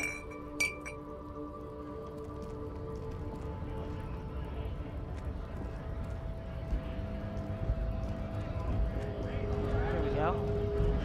Compelling gameplay, guys. I'm collecting cans to recycle so I can have money for a place to stay tonight.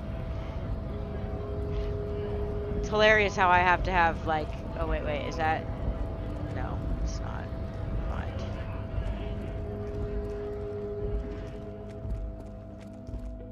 Ooh, there's a bottle. Hold on. Let's grab this. Yeah.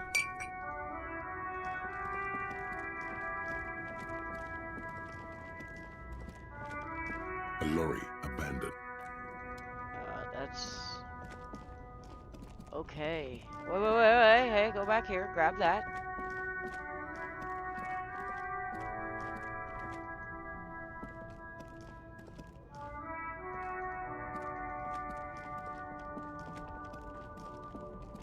Come on.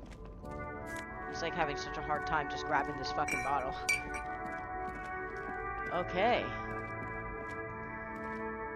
Okay, I'm pretty sure this guy right here hates me because I forced him to snitch on somebody. Oh well. He'll get over it.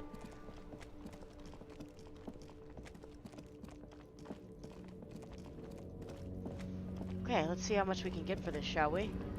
It's time to recycle, ladies and gentlemen. The tear machine stands in the corner. A sign. Your bottles clunked $4. into the machine, and the money. You're Oh my 100% sure you got special Hobocop money for that tear. At least 100% extra tear money.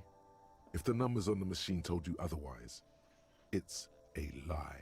I'm pretty sure it was $4. Do you know but... what you should do with that money, kiddo? You should buy more. Why? No, I don't want to buy alcohol. Enter I'm the trying to endless just play cycle it of straight. consumption. Okay? I'm just trying to do my job. I don't want to buy alcohol. Jeez. Okay. Let's save the game. And I'm going to end the stream here because I'm kind of tired. I want to take a nap. No, so I feel like I've done a lot today. That was fun. I know I said I was going to end it like 30 minutes ago, but then I got like sucked into stuff. I got sucked into the collecting bottles to recycle. Look at him. He's so proud of himself recycling his bottles. But yeah. Gonna end the stream today, and as always, I continue the Disco Elysium every Tuesday until I finish it, and then I'll find another game to stream on Tuesdays. The Discord is in the description. I have memberships now if you'd like to join. And yeah, that's it. Thanks for coming in, joining me on this wacky-ass political, philosophical adventure. You guys have a good day or night, wherever you are. Thanks for watching.